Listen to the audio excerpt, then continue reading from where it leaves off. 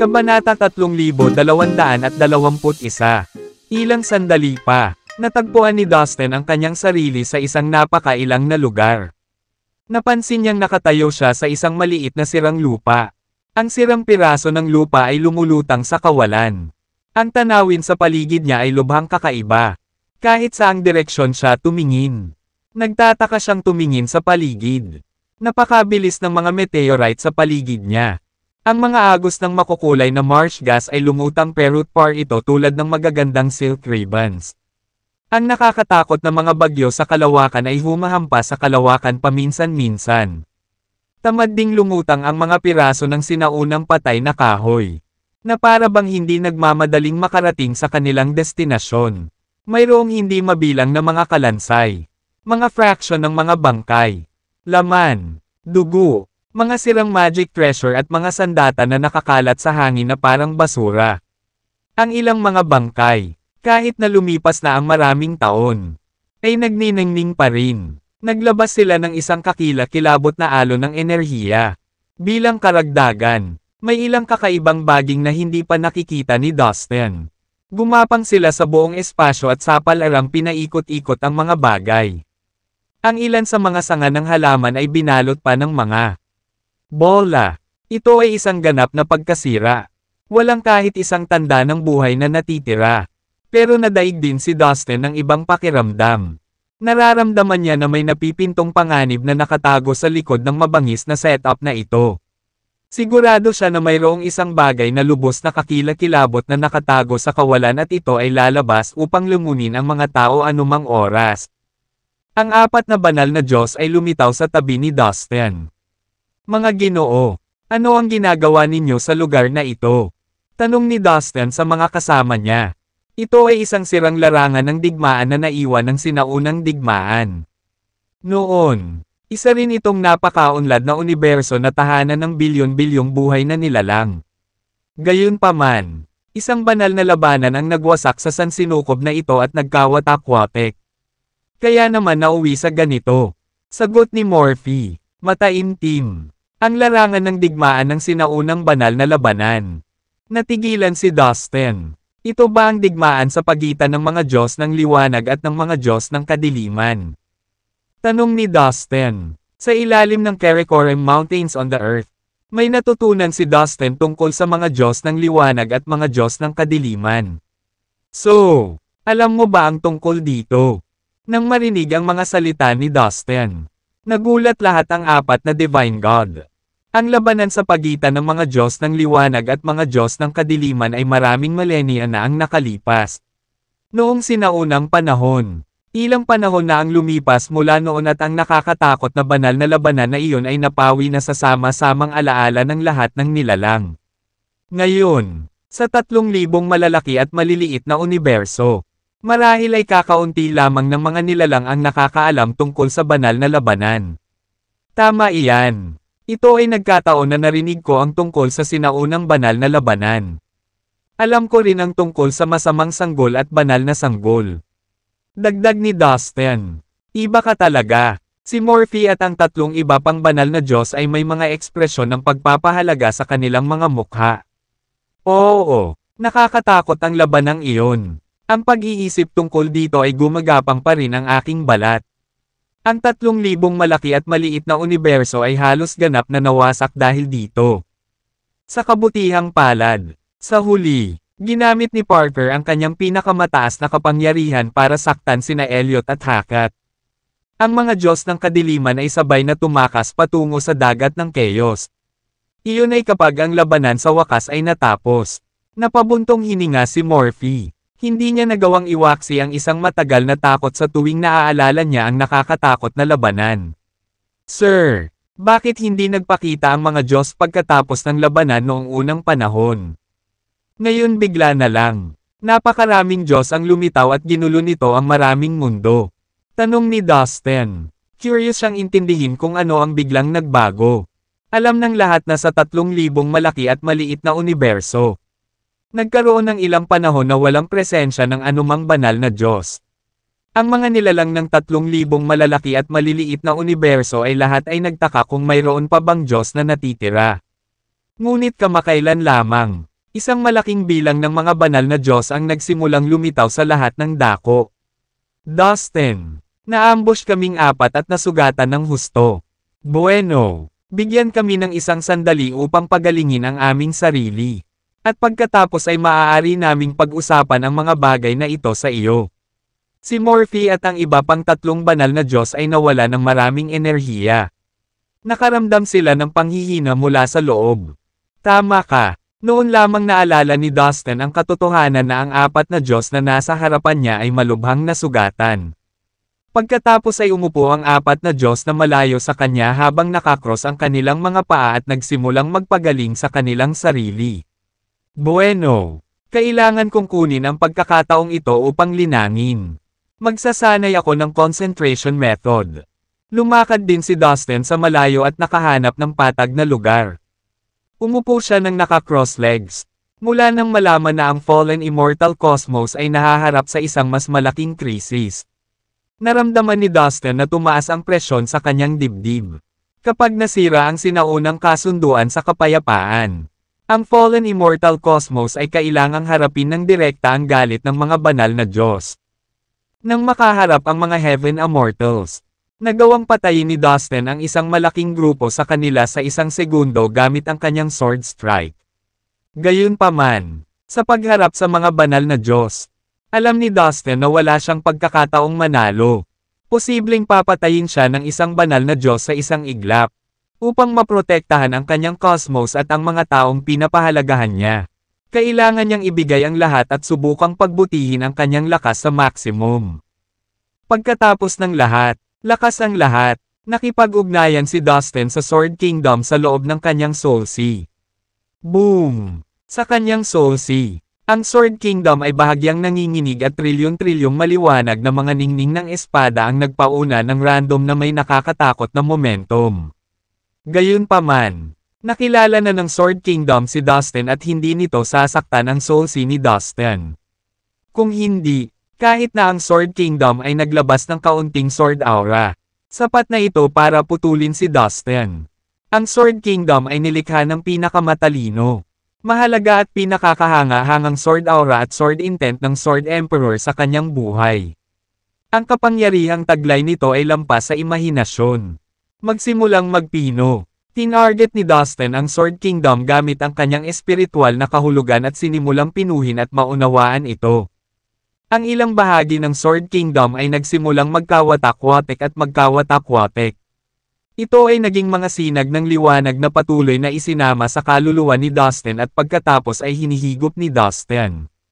Hindi lang niya na-absorb ang Sword Aura, kundi pati na rin ang Sword Cultivation Method, Sword Laws, at Sword Experience. Ang lahat ng uri ng kakanyahan na may kaugnayan sa swordsmanship ay naging pagkain at natanggap ni Dustin.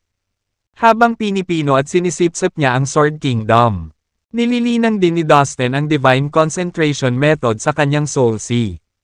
Dapat sabihin na sa pagpapakain na ibinigay ng Sword Kingdom, si Dustin ay gumawa ng malaking pag-unlad sa pagsasagawa ng Concentration Method. Unti-unti, nagsimulang umakyat sa mas mataas na antas ang base ng pagtatanim ng swordsmanship ni Dustin. 85 milyong atake ng espada sa isa. 70 milyong atake ng espada sa isa. 100 milyong atake ng espada sa isa. Habang lumalakas at lumalakas ang swordsmanship cultivation base ni Dustin, nagsimulang mabuo ang Sword Aura Hurricane sa kanyang katawan. Mayroon ding walang katapusang matalim na ningning ng espada na lumilitaw at nawawala sa loob ng kanyang mga mata. Sa huli, tuluyang nilubog ang buong katawan ni Dustin ng walang katapusang Sword Aura Windstorm. Mula sa malayo, makikita lamang ng isa ang dagat ng puting nyebe na aura ng espada. At ang figure ni Dustin ay natakpan ng aura. Pagkalipas ng ilang araw, sa isang tiyak na sandali, si Morphe at ang iba pang mga banal na Diyos ay tumigil sa pagpapagaling ng sabay-sabay. Ayos ka lang ba? Nag-aalalang tanong ni Morphe sa 3 pa. Hindi ako mamamatay. Gayunpaman, nasaktan ako ng husto. Si Quinten, ang Taxil, ay masyadong malupit. Galit na dumura ang isang banal na Diyos. Humph! Maghihiganti talaga ako kay Quintian. Sa pagbanggit kay Quintian, nagalit si Morphe. Ano? Biglang nahuli ang mga mata ng apat na Divine God sa eksena ni Dustin. Sabay silang napatingin. Ano? Kahanga-hanga. Ang cultivation base ng swordsmanship ni Dustin ay umabot na sa napakataas na antas. Nagulat si Morphe sa pag-unlad. Mukhang may namana talaga siya sa Divine Swordsman. Bulalas ng isa pang banal na Diyos. Gulat na nakasulat sa buong mukha niya. Ang Divine Swordsman. Sa pagbanggit ng pangalang ito, lahat ng apat na banal na Diyos ay walang ipinakita kundi sindik at paghanga sa kanilang mga mukha. Noon, ang Divine Swordsman ay biglang umangat sa kapangyarihan at winalis ang mundo gamit ang kanyang pambihirang swordsmanship. Para sa isang tiyak na tagal ng panahon, siya ay hindi hinamon at halos hindi magagapi. Pagkaraan ng ilang oras, ang Divine Swordsman ay kailangang pumunta sa isang lugar na malayo at iniwan ang 3,000 malaki at maliit na universo. Hindi na siya muling narinig. Gayunpaman, bilang isang tunay na alamat, ang kanyang reputasyon bilang Divine Swordsman ay patuloy na ipinasa mula sa henerasyon hanggang sa henerasyon. Ano, mga master, ayos lang ba kayo? Si Dustin, na nasa kalagitnaan ng kanyang paglilinang, ay biglang nalaman na ang apat na Divine God ay nakatingin sa kanya mula sa malayo. Mabilis siyang tumigil sa paglilinang at lumapit. Dustin, hindi ka ba nagtataka kung bakit napakaraming Divine God ang biglang lumitaw sa panahong ito? Hayaan mo akong sabihin sa iyo. Umupo si Morphe at ang iba pang 3 banal na Diyos habang nakakross ang kanilang mga paa. Oo, gusto ko yan. Salamat sir. Naka-cross-legged din si Dustin sa harap ni Morphe. Nandoon ako. Lumahok din ako sa kakila-kilabot na banal na labanan. Napabuntong hininga si Morphe. Tila may natitira pa siyang takot habang inaalala ang mga kakila-kilabot na nangyari sa labanang iyon. Noon, ang mga Diyos ng kadiliman, lalo na sina Hackett at Elliot, ay gustong angkinan ang orihinal na kakanyahan ng enerhiya ng mga universo para sa kanilang masasamang plano. Gayunpaman, hindi sila pinahintulutan ng mga Diyos ng liwanag. Sa kalaunan ay sumiklab ang digmaan sa pagitan ng mga Diyos ng liwanag at ng mga Diyos ng kadiliman. Nagpatuloy ito ng medyo matagal. Maraming buhay ang nawala at maraming kalahok sa labanan ang nasugatan habang buhay. Sa huling labanan, sina Hackett at Elliot ay parehong nagtamo ng malubhang pinsala. Sa takot sa kanilang buhay, tumakas sila sa kailaliman ng Sea of Chaos kasama ang kanilang mga natitirang tropa. Sinasabing tumakas sila sa isang nakahiwalay na alien space at sa wakas ay nanirahan doon. Pagtatapos ni Morphe, si Dustin ay nakinig ng mabuti. Binabanggit ang bawat detalye. Ito ang mga hindi masasabing pangunahing lihim ng 3,000 malaki at maliliit na universo. Bagaman nanalo ang mga Diyos ng liwanag, nagbayad sila ng malaking halaga. Sa katunayan, ang pinakamakapangyarihang mandirigma tulad ni Parker at Emperor Hyder ay nasugatan lahat. At ang kanilang banal na diwa ay natupok hanggang sa punto ng pagkaubos. Sa makatuwid, sa teknikal, ang mga Diyos ng liwanag ay hindi talaga nanalo.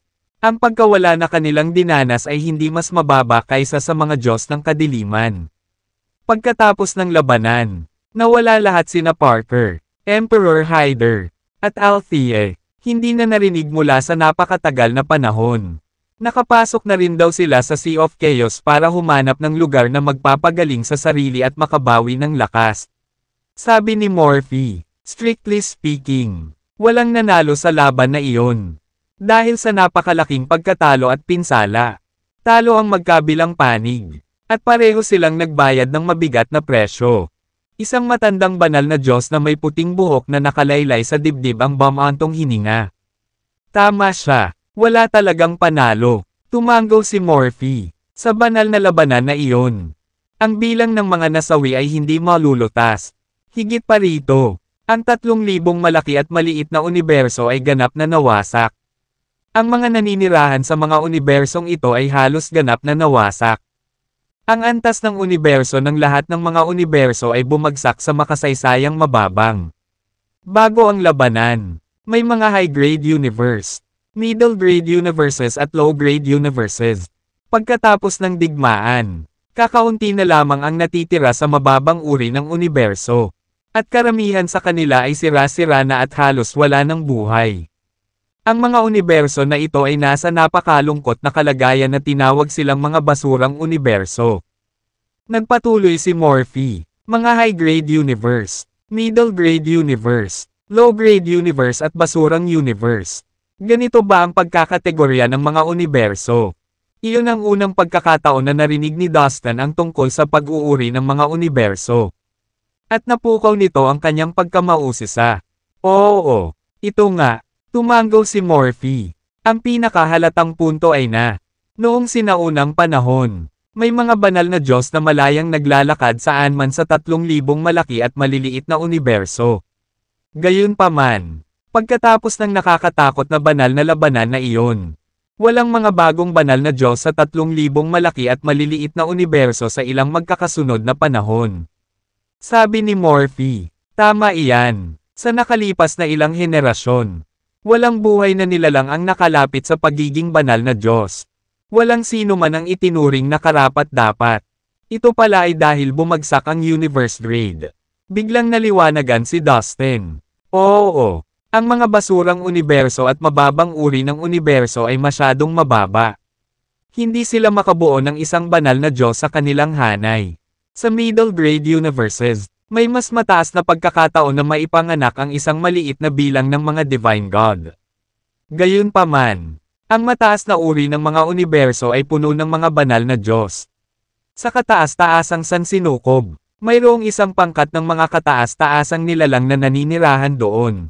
Halos bawat isa sa kanila ay may pagkakataong makalusot upang maging isang tunay na banal na Diyos. Sabi ni Morphy, iyon pala ang universe grade.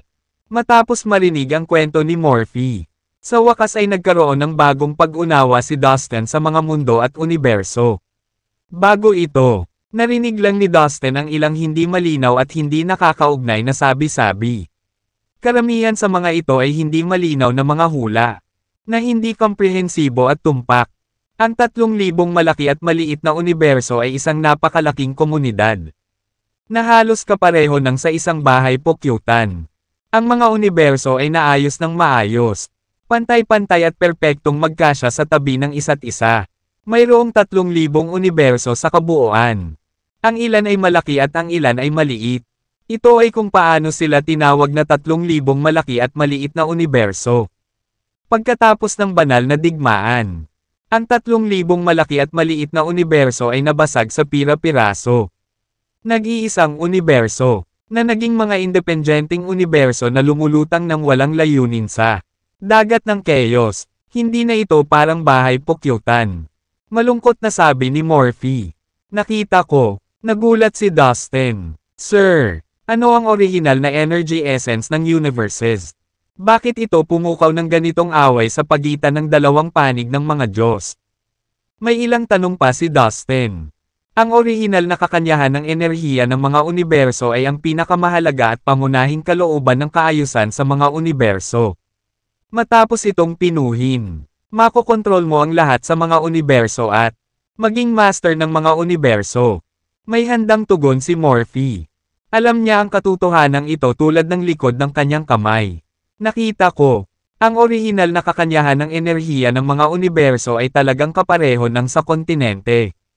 Pagkatapos kong pinuhin ang orihinal na kakanyahan ng enerhiya ng kontinente, ako ang magiging master ng kontinente. At sa sandaling pinuhin ko ang orihinal na asensya ng enerhiya ng isang universo, ako ang magiging master ng universo na iyon. Sa wakas ay naintindihan na ni Dustin. Ito ay dahil napino na ni Dustin ang orihinal na energy essence ng immortal and continent at naging master ng kontinente. Perpekto ang timing at nagbigay ito kay Dustin ng mas mahusay na pag-unawa sa energy essence. Oo, tama ka. Tumanggo si Morphy. Pagkatapos ng banal na digmaang iyon, ang 3,000 malaki at maliit na universo ay dumanas ng maraming pinsala. At ang antas ng universo ng mga universo sa loob ay bumagsak ng husto. Sa makatuwid, ang mga banal na Diyos ay walang pagpipilian kundi ang umalis. Ito ay dahil ang mga basurang universo at ang mababang uri ng mga universo ay walang natitira para linangin ang mga banal na Diyos. Ito ay kahit na nakakapinsala para sa kanila. Bukod dito, sa labanang iyon, ang bawat banal na Diyos ay bahagyang nasugatan o malubhang nasugatan. Dapat silang pumunta sa isang mas mataas na antas ng universo kung gusto nilang pagalingin ang kanilang sarili. Siyempre lahat sila piniling umalis. Nagpatuloy si Morphe. Nakikita ko, hindi katakatak ang walang lumitaw na banal na Diyos sa 3,000 malaki at maliliit na universo. Sa nakalipas na ilang panahon, mahinang sabi ni Dustin, may isa pang dahilan. Noon, pagkatapos ng banal na labanan, nakipag-alyansa sina Parker at Emperor Hyder sa isang grupo ng makapangyarihang mga Diyos upang magtatag ng isang kasunduan bago sila umalis. Ayon sa kasunduang ito, mula noon, walang Diyos na Diyos ang papayagang pumasok o magpakita sa 3,000 malaki at maliliit na sansinukob. Bukod dito, ang malalakas ay hindi makapasok sa mahihinang mga universo, pati na sa pag-atake sa mahihinang mga universo. Tulad ng alam mo na, ito ay dahil pagkatapos ng banal na labanang iyon. Ang 3,000 malalaki at maliliit na universo ay labis na napinsala na halos wala ng silbi. Natakot sina Parker at Emperor Hyder na pagkatapos nilang umalis, ang ilang mga banal na Diyos ay magdudulot ng kaguluhan. Baka tuluyan na nilang sirain ang 3,000 malaki at maliliit na universo. Ang kasunduang iyon ay naging kilala natin ngayon bilang sinaunang kasunduan sa kapayapaan, na namamahala sa kasalukuyang panahon. Dahan-dahang sabi ni Morphe. Lumalabas na ang sinaunang kasunduan sa kapayapaan ay ginawa upang maging eksakto kung ano ito ngayon. Muling bulalas ni Dustin. Ang mga lihim ng sinaunang panahon ay nagulat kay Dustin. Gayunpaman, mabilis siyang nakabawi mula rito. Matapos marinig ang sinabi ni Morphe, sa wakas ay nagkaroon ng malinaw at komprehensibong pag-unawa si Dustin sa 3,000 malaki at maliliit na universo. So bakit sunod-sunod na bumabalik ang mga Divine God sa mga araw na ito?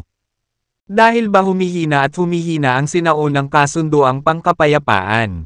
Tanong ni Dustin. Isa iyon sa mga dahilan. Tumango si Morphe. Ngunit ang pangunahing dahilan ay sa mundo ng Divine Being. Lumitaw ang Shore of Rebirth. Kaya't ang karamihan sa mga banal na Diyos ay bumalik para sa muling pagsilang ng mga papel ng rune at ilang mga banal na core. Paliwanag niya. Oo, totoo iyan. Mula nang ang ilan sa mga banal na Diyos ay pumunta sa Millstone of Reincarnation sa Divine Beings World. Marami pang iba ang nagsimulang lumitaw sa lahat ng dako. Tumango si Dustin. Ngunit ngayon, ang 6 na banal na core ay inalis na sa kanila. Kaya sa palagay ko ang mga banal na Diyos ay dapat umalis sa lalong madaling panahon. Nagbaka sakali si Dustin. Ma'am. Mahirap sabihin. Kung wala ang mga paghihigpit at mga hangganan ng sinaunang kasunduan sa kapayapaan na humawak sa kanila, malamang na ang ilan sa mga banal na Diyos ay mananatili at susubukang duminahin ang mga mundo dito. At saka, may pakiramdam ako na malapit nang bumalik ang mga Diyos ng kadiliman. Ang 3,000 malaki at maliit na mundo ay nasa kaguluhan na. Kung nangyari iyon, pagkatapos ay ang kapayapaan tulad ng alam mo, ay tapos na. Napabuntong hininga si Morphe.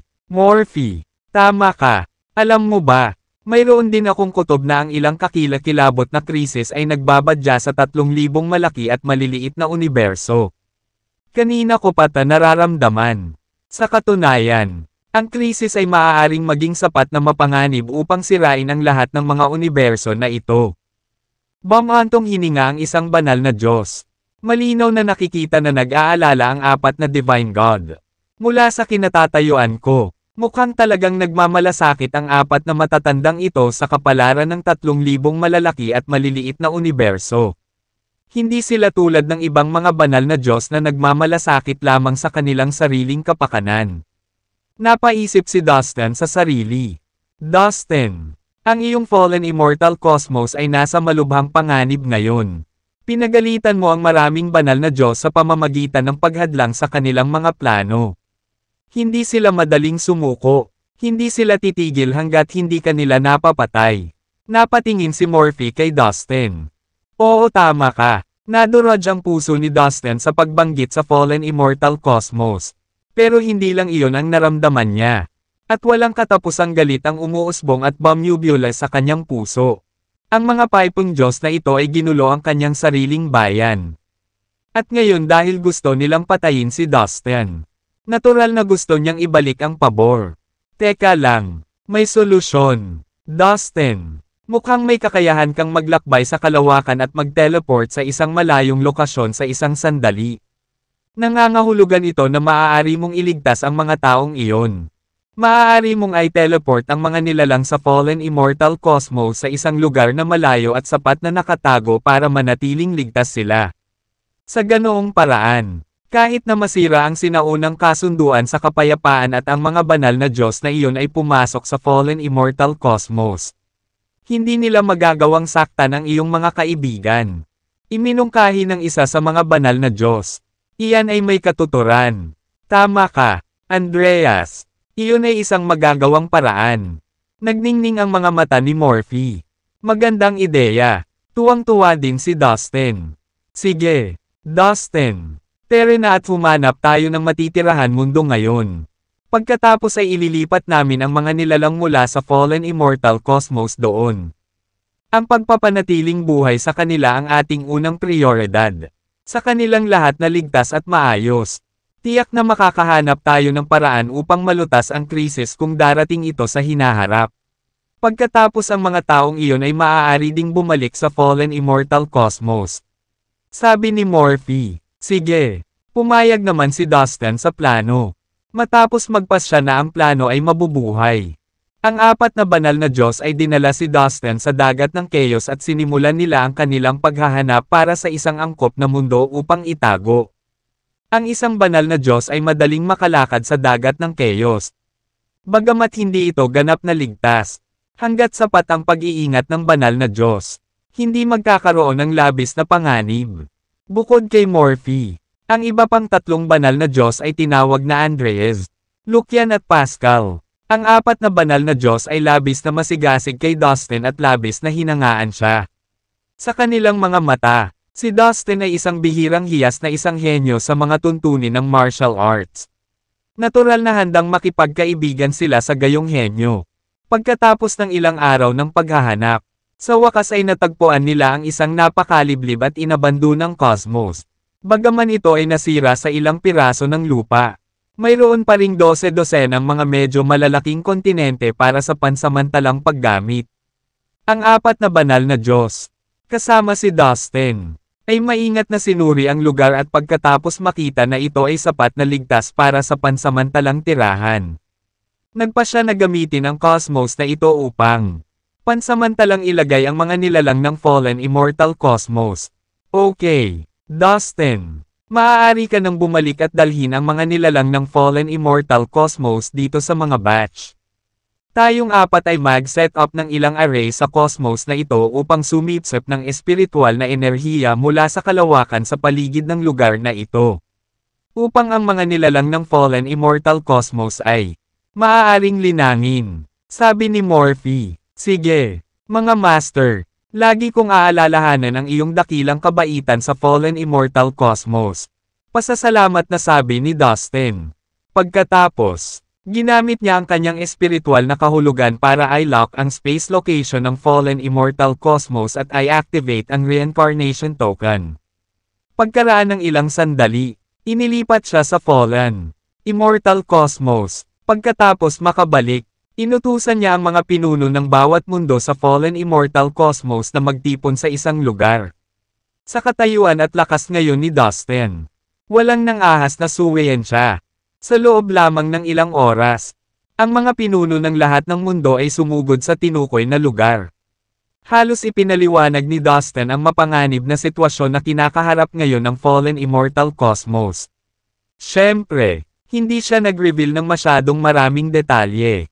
Nang marinig nila na ang isang malaking grupo ng mga banal na Diyos ay umaatake sa Fallen Immortal Cosmos, sila ay lubos na nabigla. Ang mga banal na Diyos ay umaatake sa kanilang cosmos. Para sa mga nilalang sa Fallen Immortal Cosmos, ang isang banal na Diyos ay isang kumpletong alamat. Ang isang grupo ng mga banal na Diyos na umaatake sa fallen immortal cosmos ay isang lubhang mapanganib at pambihirang pangyayari. Wala nang mas nakakagulat pa rito.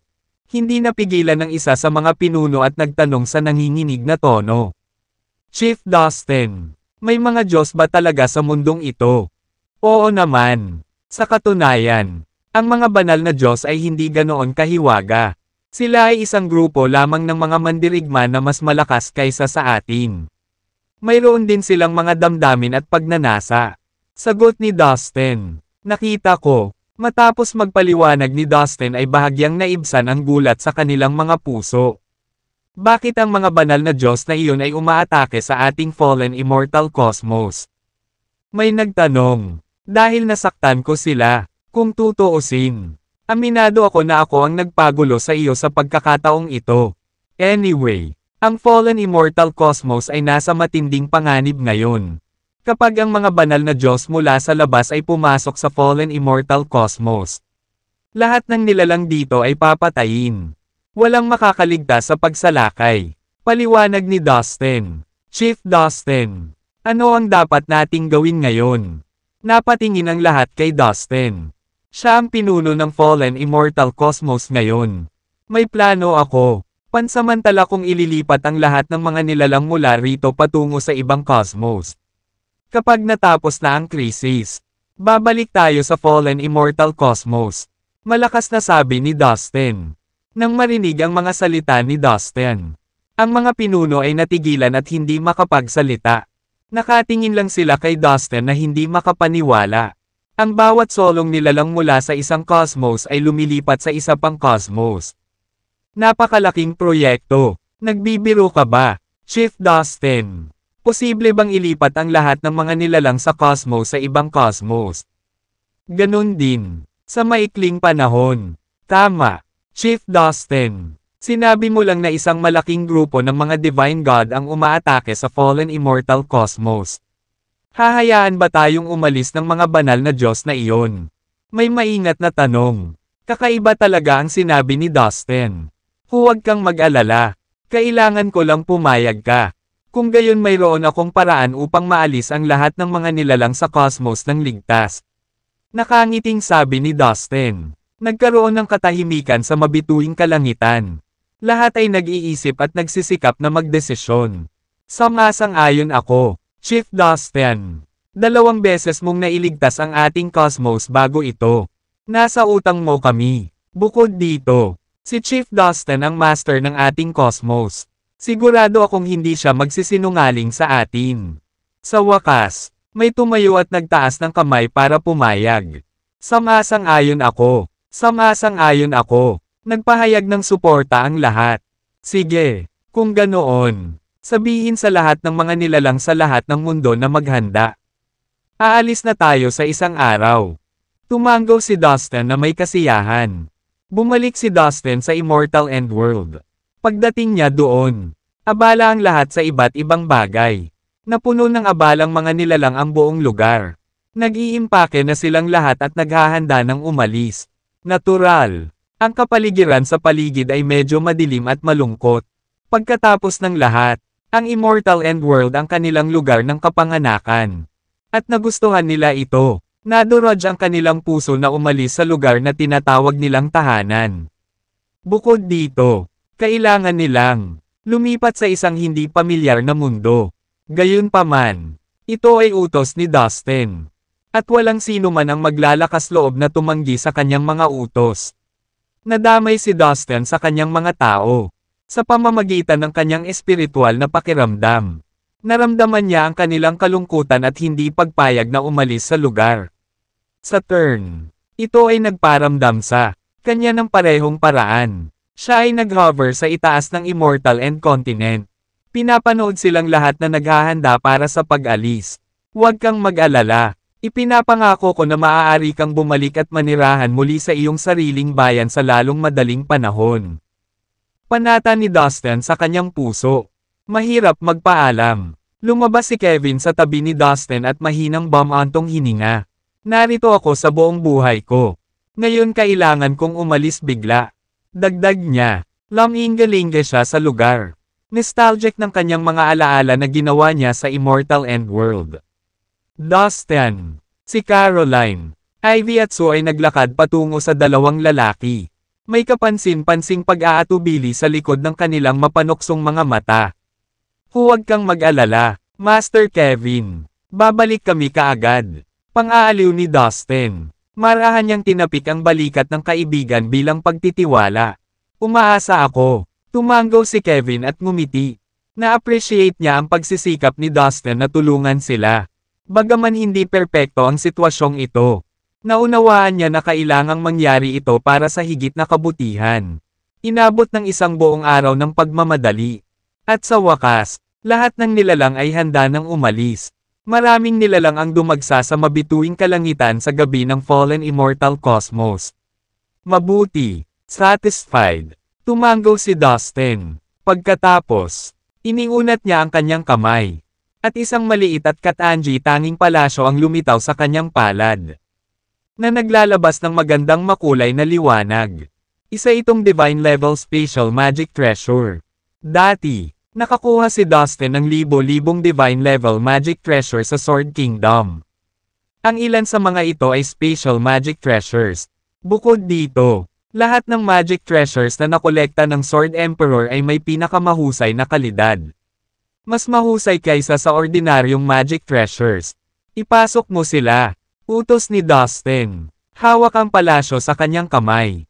Agad na lumipad ang palasyo mula sa palad ni Dustin sa malawak na espasyo. Lumaki ito ng lumawak hanggang sa halos mapuno nito ang buong mabituing kalangitan. Pagkatapos, isang napakalaking puwersa ng pagsipsip ang sumambulat at hinihigop ang lahat ng buhay na nilalang sa mabituing kalangitan sa palasyo. Ilang sandali pa, huminto ang lakas ng pagsipsip. Ikinaway ni Dustin ang kanyang kamay. At ang palasyo ay agad na lumiit muli sa kasing laki ng palad. Puno ng mga nilalang ang espasyo sa loob ng palasyo. Nasa maximum capacity na ito.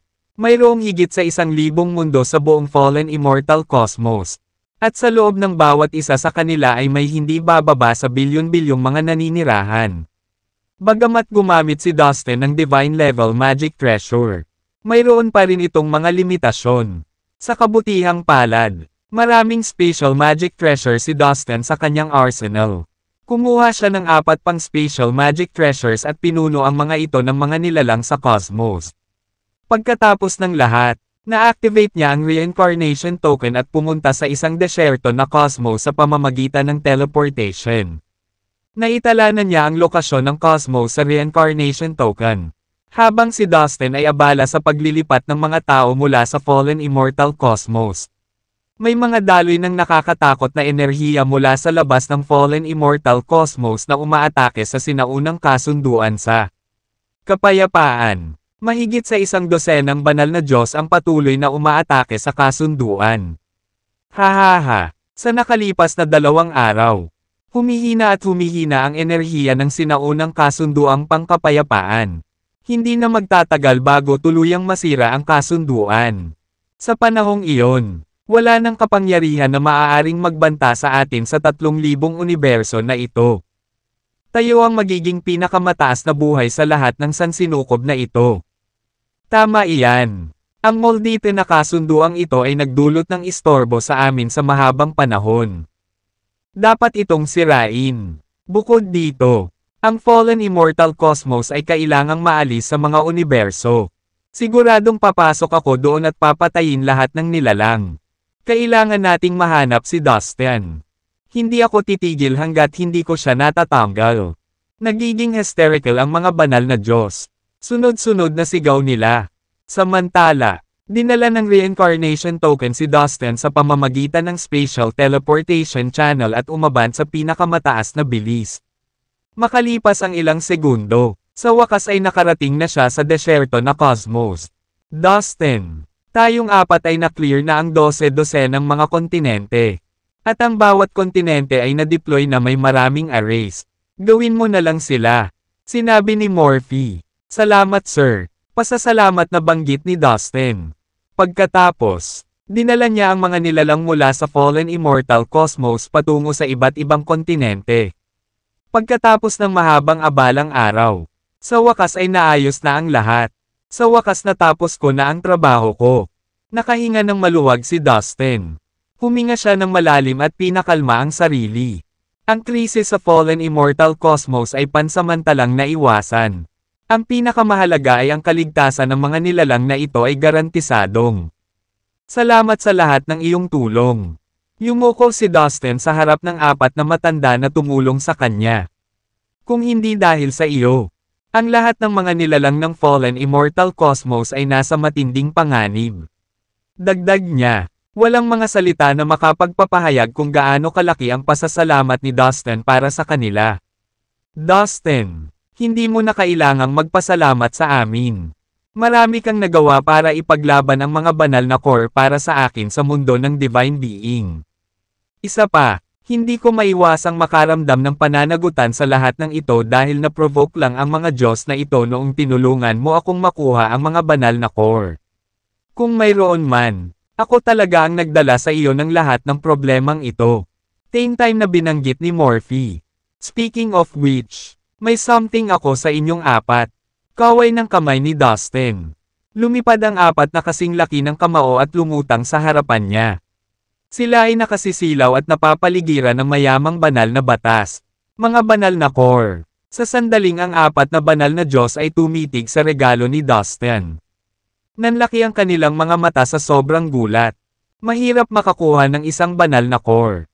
Ngunit si Dustin ay casual na nag-aalok ng isa sa bawat isa sa kanila. Hindi nila alam na sa pananatili ni Dustin sa Boss of Darkness of the Divine Beings World. Nakuha niya ang kabuoang 25 Divine Core mula sa Corpse Dragon. Hindi pwede. Dustin, bilang karagdagan sa 6 na banal na core. Mayroon ka talagang isa pang 4 na banal na core. Paano mo nagawa? Hindi makapaniwala ang mga Divine Gods sa ginawa ni Dustin.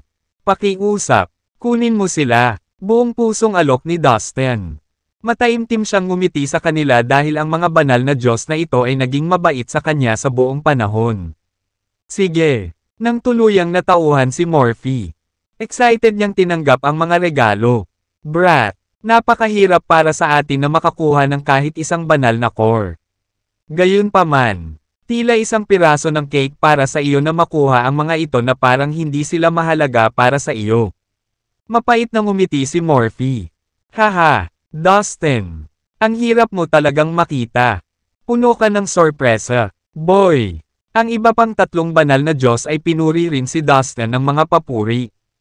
Haha, ang galing. Sa 4 na Divine Core na ito, malaki ang posibilidad na maipanganak muli ang ating tunay na katawan. Masayang tumawa si Morphe. O talaga, bumilis ang tibok ng puso ni Dustin. Kaming 4 ay malubhang nasugatan sa labanan ng mga banal na Diyos noong sinaunang panahon. Ang aming mga tunay na katawan ay nasa kalagayan ng mahimbing na pagkakatulog. Gamit ang 4 na banal na core na ito, ang ating mga sugat ay dapat na gumaling. Masayang bulalas ni Morphe. Humph! Sa sandaling muling nabuhay ang ating mga tunay na katawan. Ang grupo ng mga banal na Diyos na gumugulo sa 3,000 universo ay hindi magiging katapat nating 4. Idinagdag ni Morphe at sumengot ng malamig. Naghahanda na ibaba ang mga banal na Diyos na naging sanhi ng kaguluhan. Ang galing! Tuwang-tuwa si Dustin sa narinig.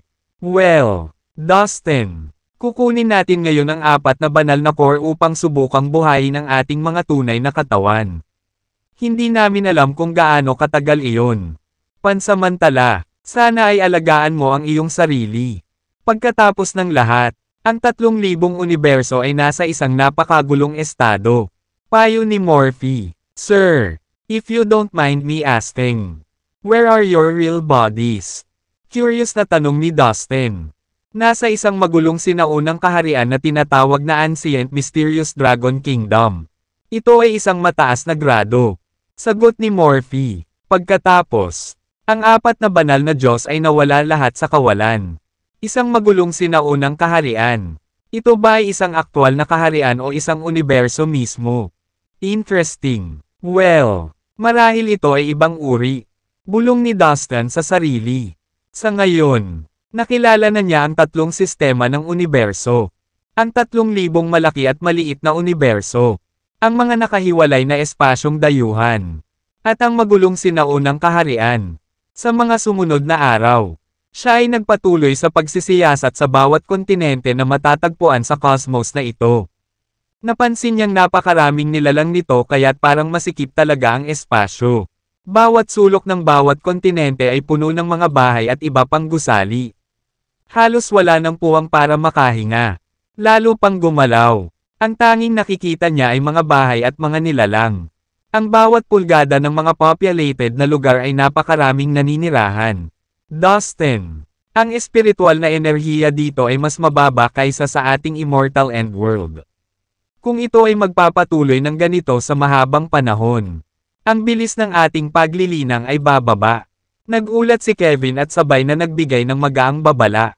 Well, nakikita ko rin yan. Tumango si Dustin bilang pagsang-ayon. Sa abandonadong mundong ito, ang batas ng kalikasan ay hindi kumpleto. At ang batas ng langit at lupa ay malabo at walang katiyakan. Ang espiritual na enerhiya ay kalat-kalat. Halos hindi matukoy. Ang 4 na divine gods ay bumuo ng isang advanced na spiritual energy gathering array sa bawat kontinente, na maaaring makilala at sumipsip ng lahat ng espiritual na enerhiya sa buong abandonadong universo. At akayin sila sa mga kontinente. Gayunpaman, ang magagamit na espiritual na enerhiya na nakarehistro sa mga array ay malayo sa sapat. Ito ay mas mababa pa kaysa doon sa fallen immortal cosmos. Sa makatuwid, ito ay hindi mahusay na linangin sa gayong kapaligiran. Ang problemang ito ay kailangang malutas sa lalong madaling panahon. Mukhang iisa lang ang paraan. Ang espiritual na enerhiya ay maaari lamang madagdagan ng mga mapagkukunan ng paglilinang. Napaisip si Dustin sa sarili. Elder Kevin, mangyaring ipamahagi ang mga mapagkukunan ng paglilinang na ito sa bawat buhay na nilalang. Siguraduhin na nasa iyo ang lahat ng mga base. Hilingin sa kanila na linangin ng madali. Gagawa ako ng paraan upang malutas ang kanilang mga problema sa pagtatanim. Sabi ni Dustin, kasabay ng pag-wave ng kanyang kamay. 12-dosenang space ring ang lumipad mula sa kanya at dumapo sa harap ni Kevin. Ang bawat singsing ay naglalaman ng napakalaking halaga ng mga mapagkukunan ng paglilinang.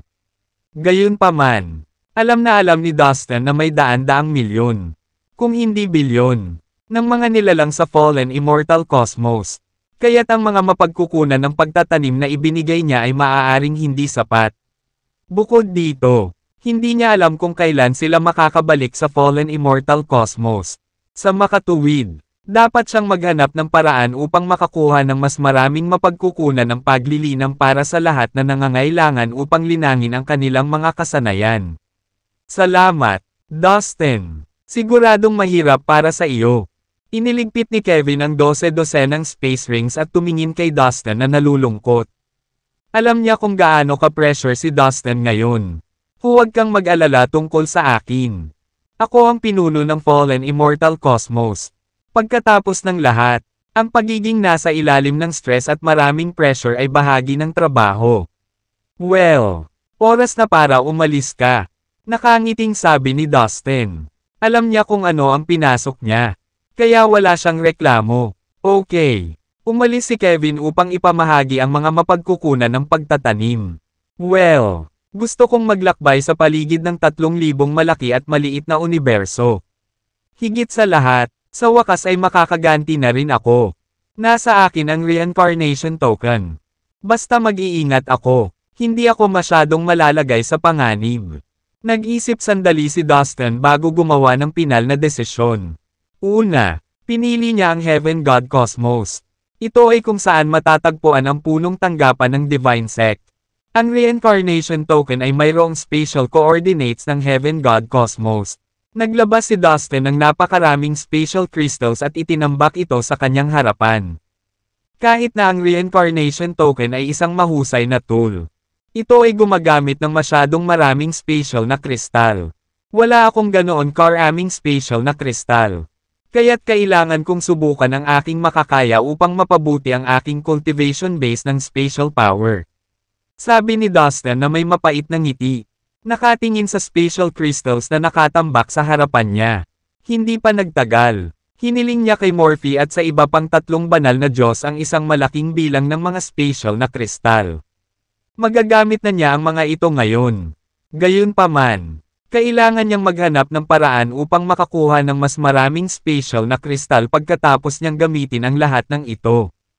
Ginamit niya ang kanyang espiritual na kahulugan upang mahanap ang mga special na coordinate ng Heaven God Cosmos at na-activate ang Reincarnation Token. Swoosh! Ang Reincarnation Token, kasama si Dustin, ay sumugod sa magulong kawalan at nawala sa isang kisap mata. Hindi nagtagal, natagpuan ni Dustin ang kanyang sarili na lumulutang sa mabituing kalangitan ng kakaibang universo. Ano ba? Ito ay purong espiritual na enerhiya. Napakatalino ng batas ng kalikasan. Ang ganitong kapaligiran ay talagang napaka-komportable at nakakaakit. Bulalas ni Dustin. Ang asul na mabituing langit ng sansinukob. Ang mainit na hangin. Ang mayamang espiritual na enerhiya. Ang tamang batas ng kalikasan. Ang lahat ng ito ay nagpapahiwatig na ang sansinukob na ito ay napakaangkop para sa mga nabubuhay na nilalang upang linangin. Ito ay mas advanced kaysa sa kapaligiran na nakasanayan niya sa fallen immortal cosmos. Hindi na kailangang sabihin. Tiyak na magkakaroon ng maraming makapangyarihang mandirigma sa gayong universo. Hindi siya sigurado kung magiging palakaibigan o pag-alit ang mga mandirigma.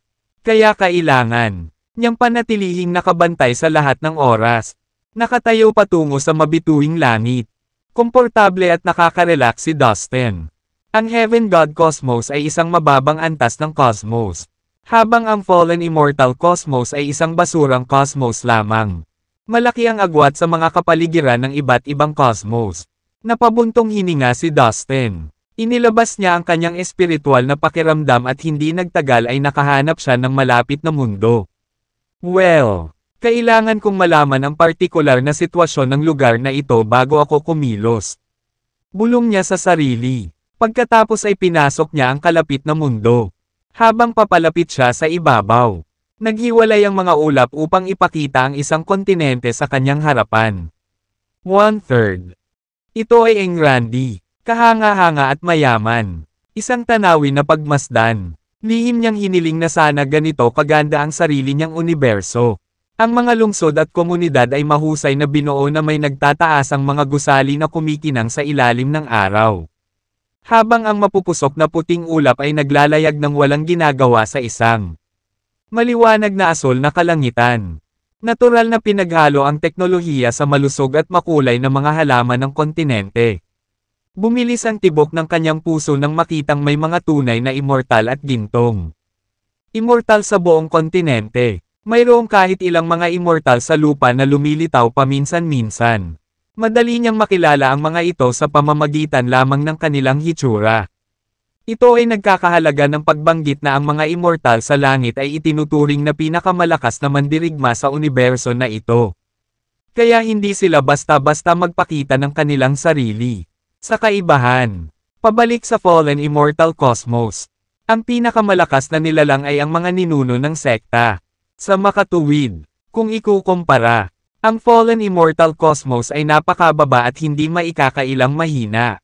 Mukhang kailangan kong maghanap ng paraan upang mapabuti ang lakas ng mga mamamayan ng fallen immortal cosmos. Kailangan kong gawin ito sa lalong madaling panahon at hanggat maaari. Masyado silang mahina at hindi magkakaroon ng pagkakataon kung sumiklab ang isang malaking labanan. Ungol ni Dustin na may mapait na ngiti. Malaki ang responsibilidad niya sa kanyang mga balikat. Bueno. Maaari kang lumabas at sabihin sa akin ang pangkalahatang sitwasyon sa Heaven God Cosmos. Kasabay ng pag-wave ng kanyang kamay. 12-dosenang figure ang lumitaw sa kanyang harapan. Oo, Master. Iba't iba sila ng background. Ang iba sa kanila ay matanda na. Ang iba ay bata. Ang iba ay malakas. At ang iba ay mahina. Sa kanila, ang mga immortal sa lupa ang pinakamakapangyarihan.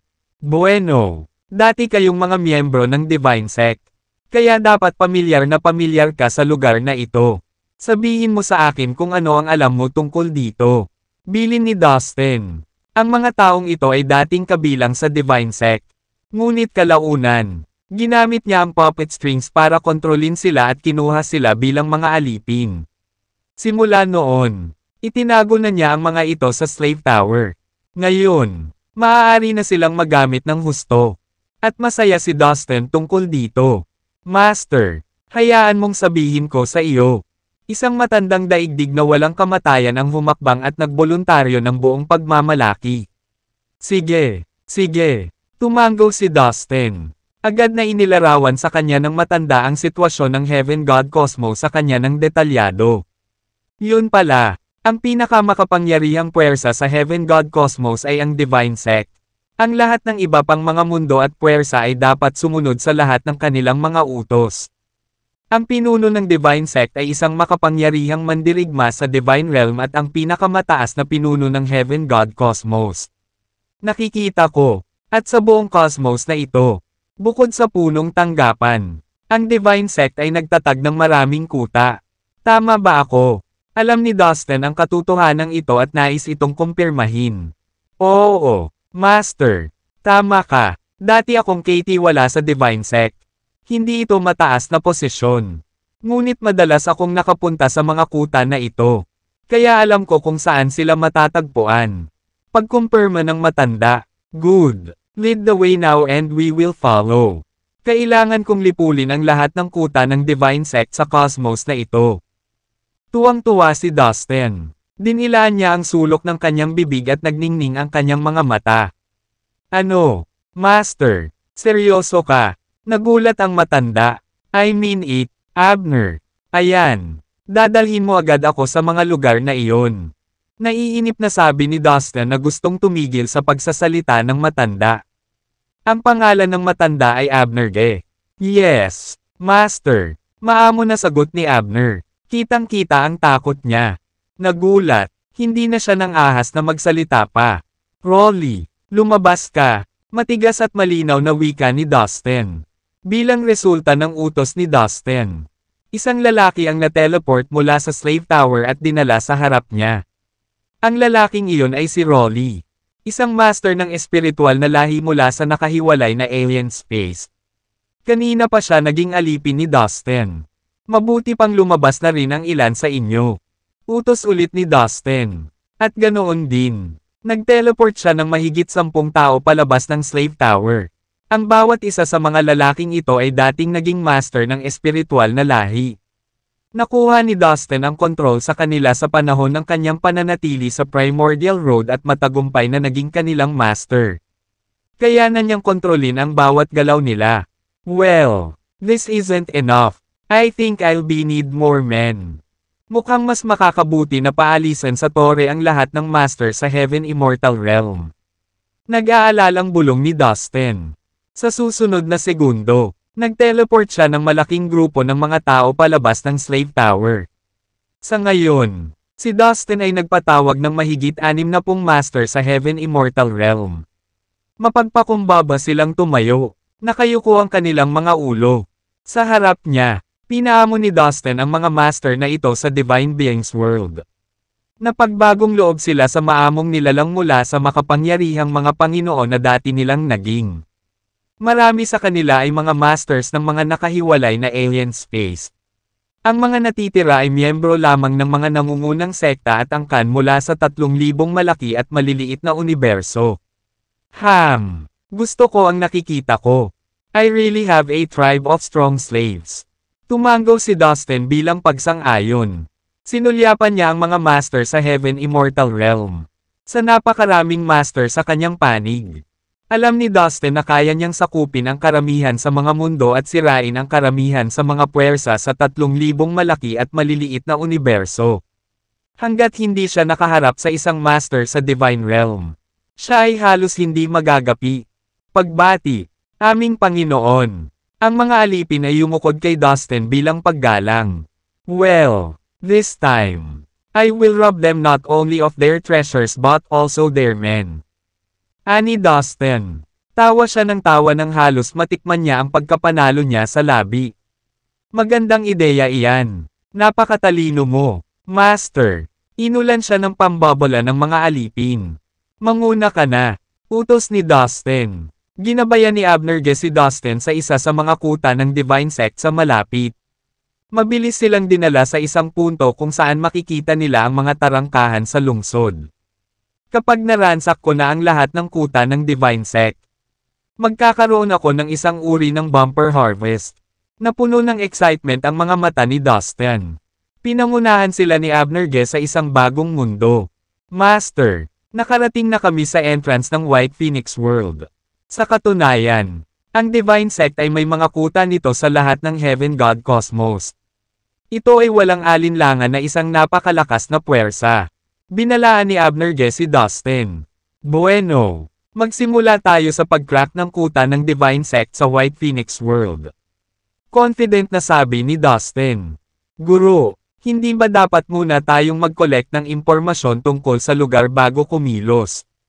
Nag-aalalang tanong ni Abnerge. Hindi niya ibinahagi ang tapang ng kanyang amo.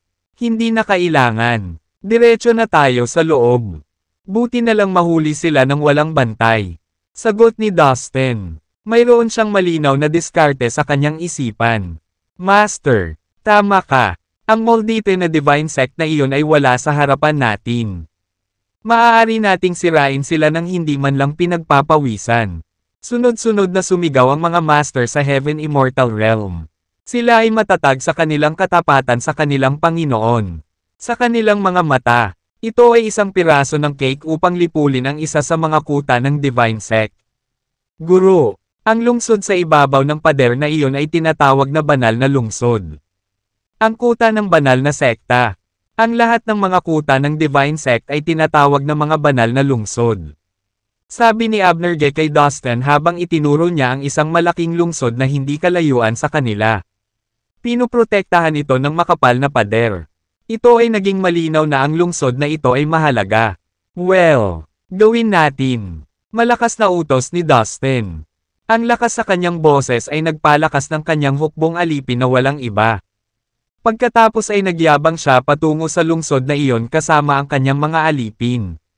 Sa isang iglap, walang takot na lumulutang si Dustin at ang kanyang mga tauhan sa itaas ng mga pintuan ng banal na lungsod.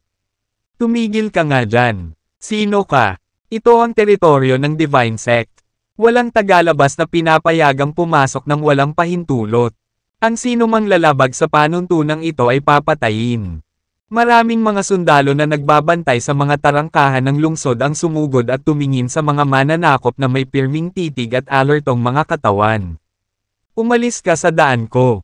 Isang master sa Heaven Immortal Realm mula sa nakahiwalay na alien space ang sumigaw sa mga sundalo. Humakbang siya at naglabas ng kaunting lakas. Sa isang iglap, ang mga maitim na ulap ay nagtipon sa paligid ng kalangitan sa itaas at ang hangin ay umihip ng malakas. Ang walang katapusang enerhiya ay gumulong at ginawa ang buong lungsod ng malakas. Ang mga sundalo ay natangay na parang isang kastilyong gawa sa baraha at nauwi sa pagkakahiga sa lupa. Walang makapagsasabi kung patay na ba sila o buhay. Damn it, anong nangyari? Mukhang ang pinuno ng hukbong ito ay isang kakila-kilabot na master. Naiwan ang lahat ng nilalang sa lungsod na sumisigaw sa takot. Master, hayaan mo na lang kami. Sabi ni Rolly habang tinitignan niya si Dustin. Okay, pero tapusin mo na agad. Ang aming layunin ay hindi lamang isang banal na lungsod. Ngunit ang lahat ng mga banal na lungsod sa cosmos na ito. Pumayag naman si Dustin. Nakuha ko. Master, sagot ni Rolly, sa isang mabilis na pagwawagayway ng kanyang kamay. Pinamunuan niya ang isang grupo ng mga alipin patungo sa banal na lungsod. Manahimik kayong lahat. Nandito kami para pagnakawan kayo. Lahat, tumayo at ibigay ang lahat ng iyong mga kayamanan ngayon din. Huwag mo nang subukang pigilan o itago ang iyong mga gamit. Kung hindi, papatayin ka namin. Ang boses ni Rolly ay umalangaw-ngaw sa buong lungsod. Huwag kang gagalaw, kung gusto mong manatiling buhay. Makipagtulungan ka. Lahat kayo, maglupasay at pumila. Sunod-sunod na sigaw ng mga alipin ni Dustin. Mukhang nag-enjoy sila sa trabaho nilang pananakot sa mga tao. Ang buong banal na lungsod ay gumuho. Si Rolly is quite good at this. It is as if he was born to be a robber. Dustin remarked. Amused by Raleigh's behaviors, nakatayo si Dustin sa hangin sa itaas ng lungsod habang nakasukbit ang mga kamay sa likod. Isang lalaking nasa katanghaliang gulang ang lumitaw sa kalye at tumingin kay Rolly at sa iba pang mga alipin. Ako ang tagapangasiwa ng Divine Sect. At ako ang namamahala sa lungsod na ito. Sino ka? Masyado ka nang lumayo. How dare you ransack our stronghold? Napaungol siya sa galit. Taglay niya ang lakas ng isang cultivator sa Earth Immortal Realm. Sa katunayan, ang karamihan sa mga taong namamahala sa mga kuta ng Divine Sect ay halos kasing lakas ng mga nasa Earth Immortal Realm. Ang mga master sa Heaven Immortal Realm ay karaniwang nananatili sa mga mahalagang kuta ng Divine Sect. Masyado kang magsalita, hamak ka, manahimik ka. Sumugod si Rolly at sinampal ang nasa katanghaliang gulang na lalaki, na inihagis sa lupa. Pagkatapos, isang dakot ng pulang mahahabang kwerdas ang patuloy na bumaril mula sa katawan ni Rolly at nabasag sa soul sea ng nasa katanghaliang gulang na lalaki. Tulad ng isang palaso, kaagad, ang nasa katanghaliang gulang na lalaki ay bumangon mula sa lupa at tinahak ang daan patungo kay Rolly. Guru, bati ng lalaki kay Rolly. Magalang na yumoko. Ginawa ni Rolly ang kasanayang puppet string sa lalaki. Bilang isang nangungunang master ng espiritual na lahi. Ito ay isang piraso ng cake para kay Rolly na kontrolin ang isang cultivator lamang sa Earth Immortal Realm gamit ang kasanayan sa puppet strings. Master, dadalhin kita sa treasure house at ibibigay ko sa iyo ang lahat ng kayamanan. Biglang masunuri ng nasa edad na lalaki kay Rolly. Dahil doon, dinala ng lalaki si Rolly sa treasury nang hindi man lang lumaban. Makalipas ang ilang sandali, tumahimik ang buong banal na lungsod. Halos lahat ng miyembro mula sa Divine Sect sa lungsod ay kontrolado at naging mga alipin ni Dustin. Ang kanilang cultivation base ay mula sa Genuine Immortal Realm hanggang sa Earth Immortal Realm. Gayunpaman, ang mga hindi nakarating sa Genuine Immortal Realm ay nag-blackout matapos matamaan ng enerhiya na inilabas ng mga master sa Heaven Immortal Realm. Walang nakakaalam kung wala na silang malay o patay na. Guru, ito ang lahat ng mga kayamanan na aming nakolekta.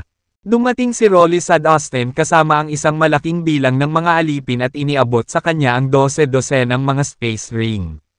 Nagawa mo ang isang mahusay na trabaho. Kinuha ni Dustin ang space rings at nasiyahan sa pagganap ni Rolly. Sa katunayan, mahusay na natapos ni Rolly ang kanyang gawain. Ilang dosenang segundo lang ang inabot niya para magawa ang lahat ng ito. Tuloy tayo sa susunod na layunin. Abner, dalhin mo kami doon. Gamit ang isang kompas ng kanyang kamay. Umalis si Dustin sa lungsod kasama ang isang mas malaking kawen ng mga alipin. Sa lalong madaling panahon, siya at ang kanyang mga tauhan ay pumasok sa ibang mundo. Nagkaroon din ng banal na lungsod sa mundong ito. Pumunta ka, sinenyasan ni Dustin ang kanyang mga tauhan na pasukin din ang lungsod na ito.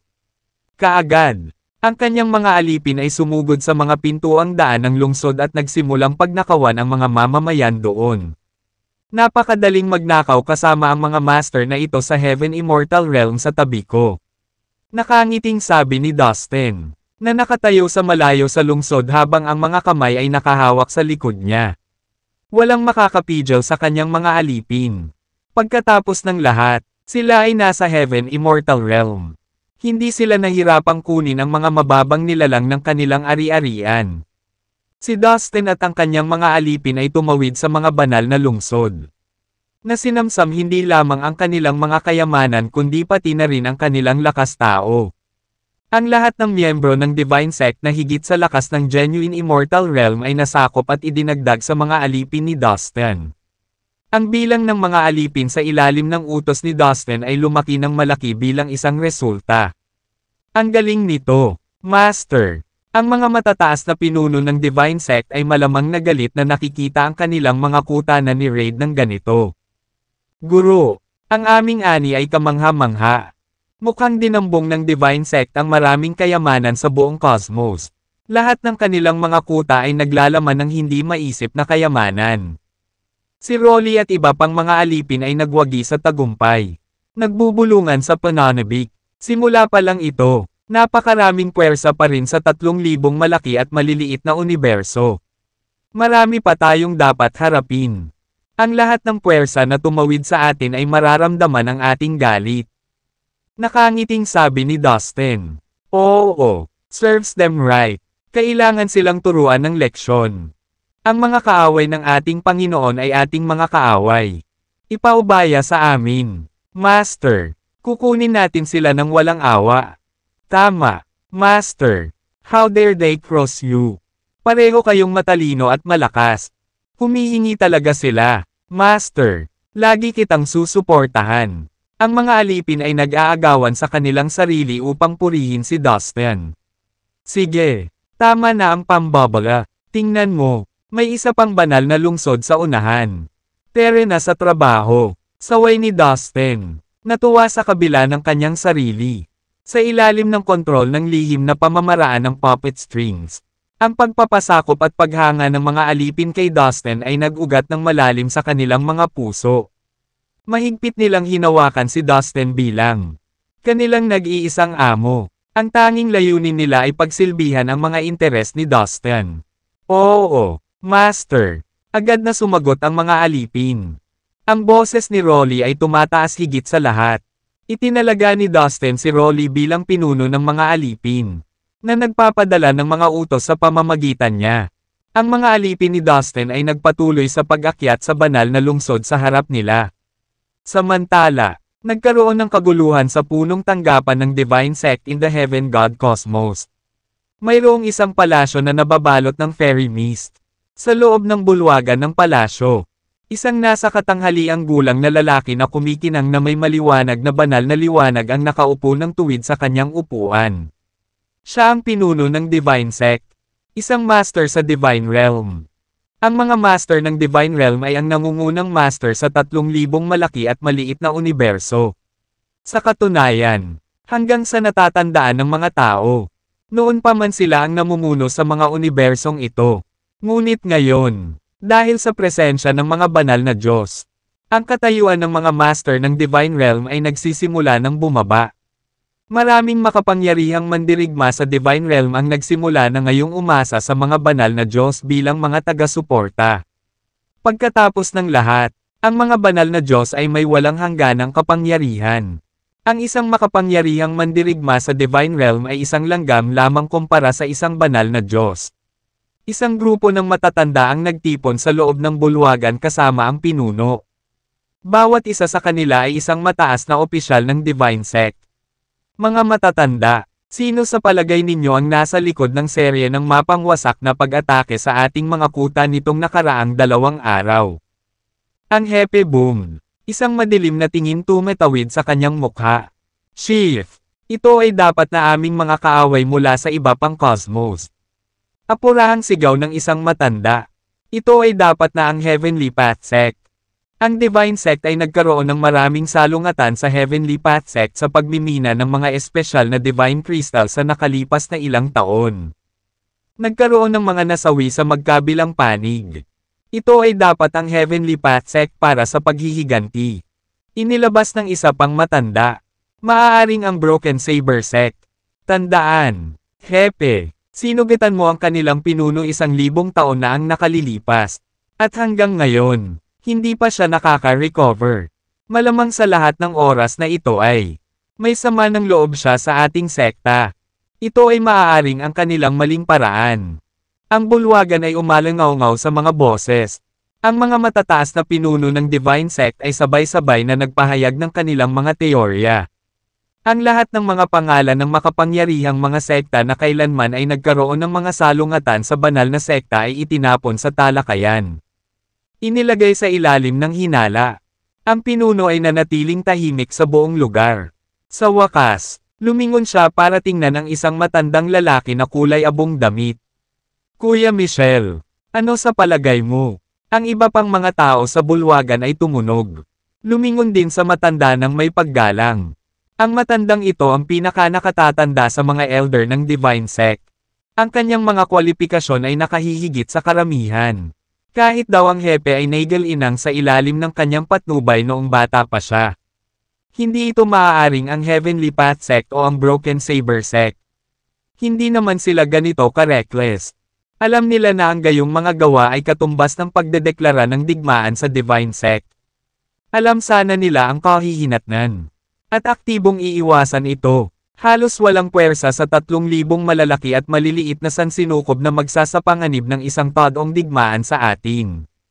Mabagal na sagot ni Elder Michelle. Tumango ang hepe dito. Iyan ay isang magandang punto.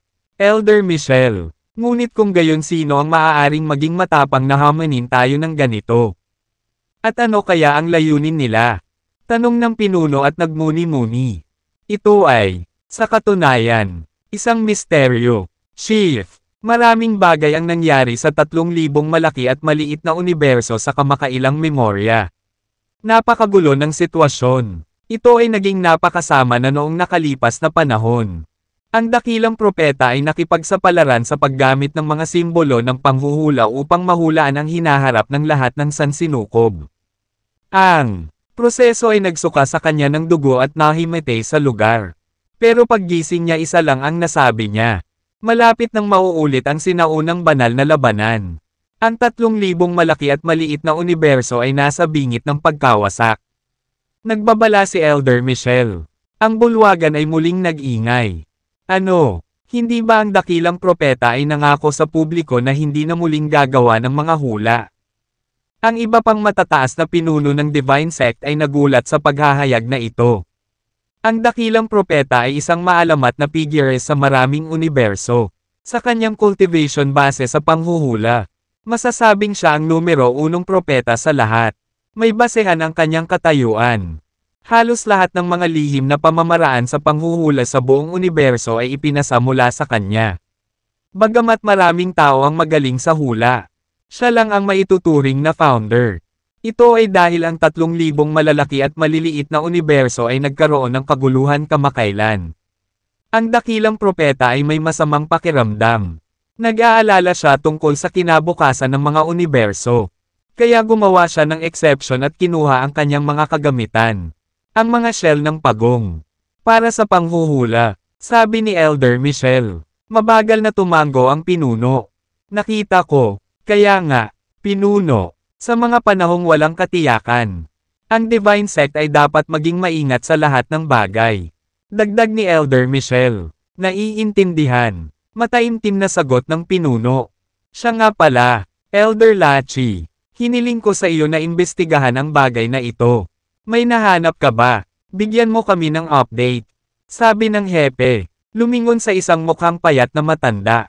Chief, ayon sa aking mga unang pagtatanong, ang bawat isa sa aming mga kuta ay naabutan sa loob lamang ng ilang segundo. Laging wala pang 1 minuto ang kailangan nila para sirain ang bawat isa.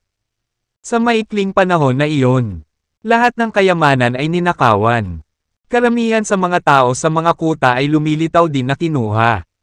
Sa loob lamang ng 2 araw, tinatayang 2 hanggang 3,000 katao ang nawala ng ating sekta. Pinaghihinalaan ko na may mga master sa Heaven Immortal Realm o Earth Immortal Realm sa mga raider na ito. Kung hindi, imposible para sa kanila na sirain at linisin ang ating mga kuta sa napakaikling panahon. Detalye ni Elder Lachi. Ganun ba? Pagkatapos ay magpadala ng ilang master sa Heaven Immortal Realm at isang grupo ng mga master sa Earth Immortal Realm pagkatapos nila. Ipakita natin sa kanila kung ano ang mangyayari kapag pinukaw nila tayo. Malamig na utos ng pinuno. Dumating si Dustin at ang kanyang mga alipin. Sa labas ng isa pang banal na lungsod sa Heaven God Cosmos. Malakas ang loob ni Dustin. Ang ngisi sa kanyang mukha ay isang malinaw na giveaway. Pagkatapos ng lahat, siya at ang kanyang mga tauhan ay nakakuha ng maraming mahahalagang pagnakawan noong mga nakaraang araw. Ni-raid nila ang higit sa 100 kuta ng Divine Sect.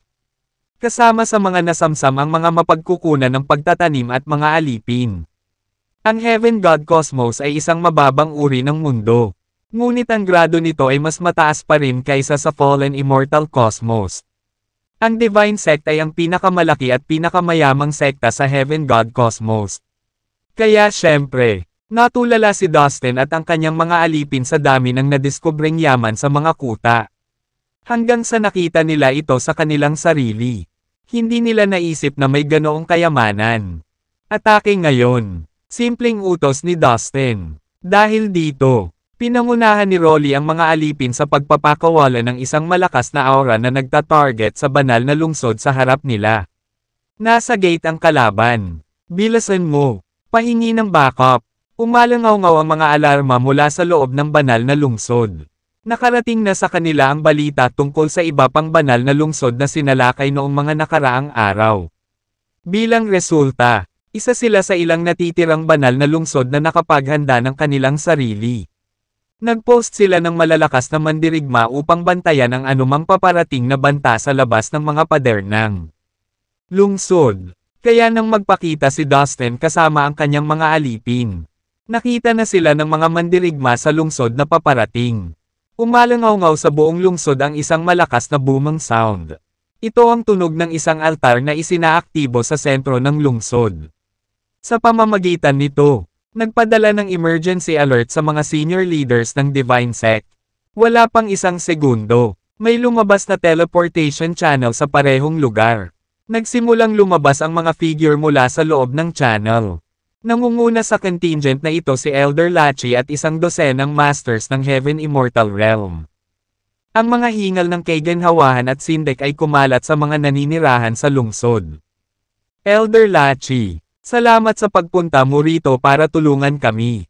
Ang tagapag-ingat na namamahala sa lungsod, si Stuart Lafayette, ay sumigaw, humakbang ng may pasasalamat. Agad na nawala ang takot sa kanyang puso nang makita niya kung sino ang nagpadala ng punong himpilan para tumulong sa kanila. Nagdala pa si Elder Lachi ng isang dosenang master sa Heaven Immortal Realm dito. Napakalakas ng line-up. Sa mapagpakumbabang mga mata ni Stuart Lafayette, ang mga master ng Heaven Immortal Realm ay makapangyarihan sa lahat. Walang kaaway ang makakatalo sa atin ngayong mayroon tayong isang dosenang ganoong mga Panginoon sa ating panig. Masayang naisip ni Stuart Lafayette sa kanyang sarili. Elder Lachi, hayaan mo akong manguna, sabik na alok ni Stuart Lafayette. Oo, mabilis kang kumilos, Stuart Lafayette, magaling. Pagkatapos nating lipulin ang mga kalaban, sisiguraduhin kong bibigyan ka rin ng credit, sabi ni Elder Lachi. Bahagyang tumango habang tinatahak nila ang mga pintuan ng lungsod. Salamat, Elder Lachi. Natuwa si Stuart Lafayette. Si Elder Lachi ay nalulugod sa akin. Kung pananatilihin ko ito at mananatili sa kanyang magandang biyaya, tiyak na magkakaroon ako ng mas maliwanag na kinabukasan sa Divine Sect. Si Stuart Lafayette ay nabalisa na halos sumugod na siya palabas ng lungsod. Sa sandaling siya ay lumabas, si Stuart Lafayette ay nagbuga ng kanyang dibdib at hindi nag-aksaya ng oras na hamanin ang kaaway. Humanda kayo, mga hamak na bastard. Nandito si Elder Lachi. Dapat nakaluhod kayo sa harapan niya. Ipagpatuloy mo. Baka iligtas ka namin ng tiyak na kamatayan. Tinuro ni Stuart Lafayette si Dustin at ang iba pa habang tinutuya niya sila. Siya ay puno ng kumpiyansa.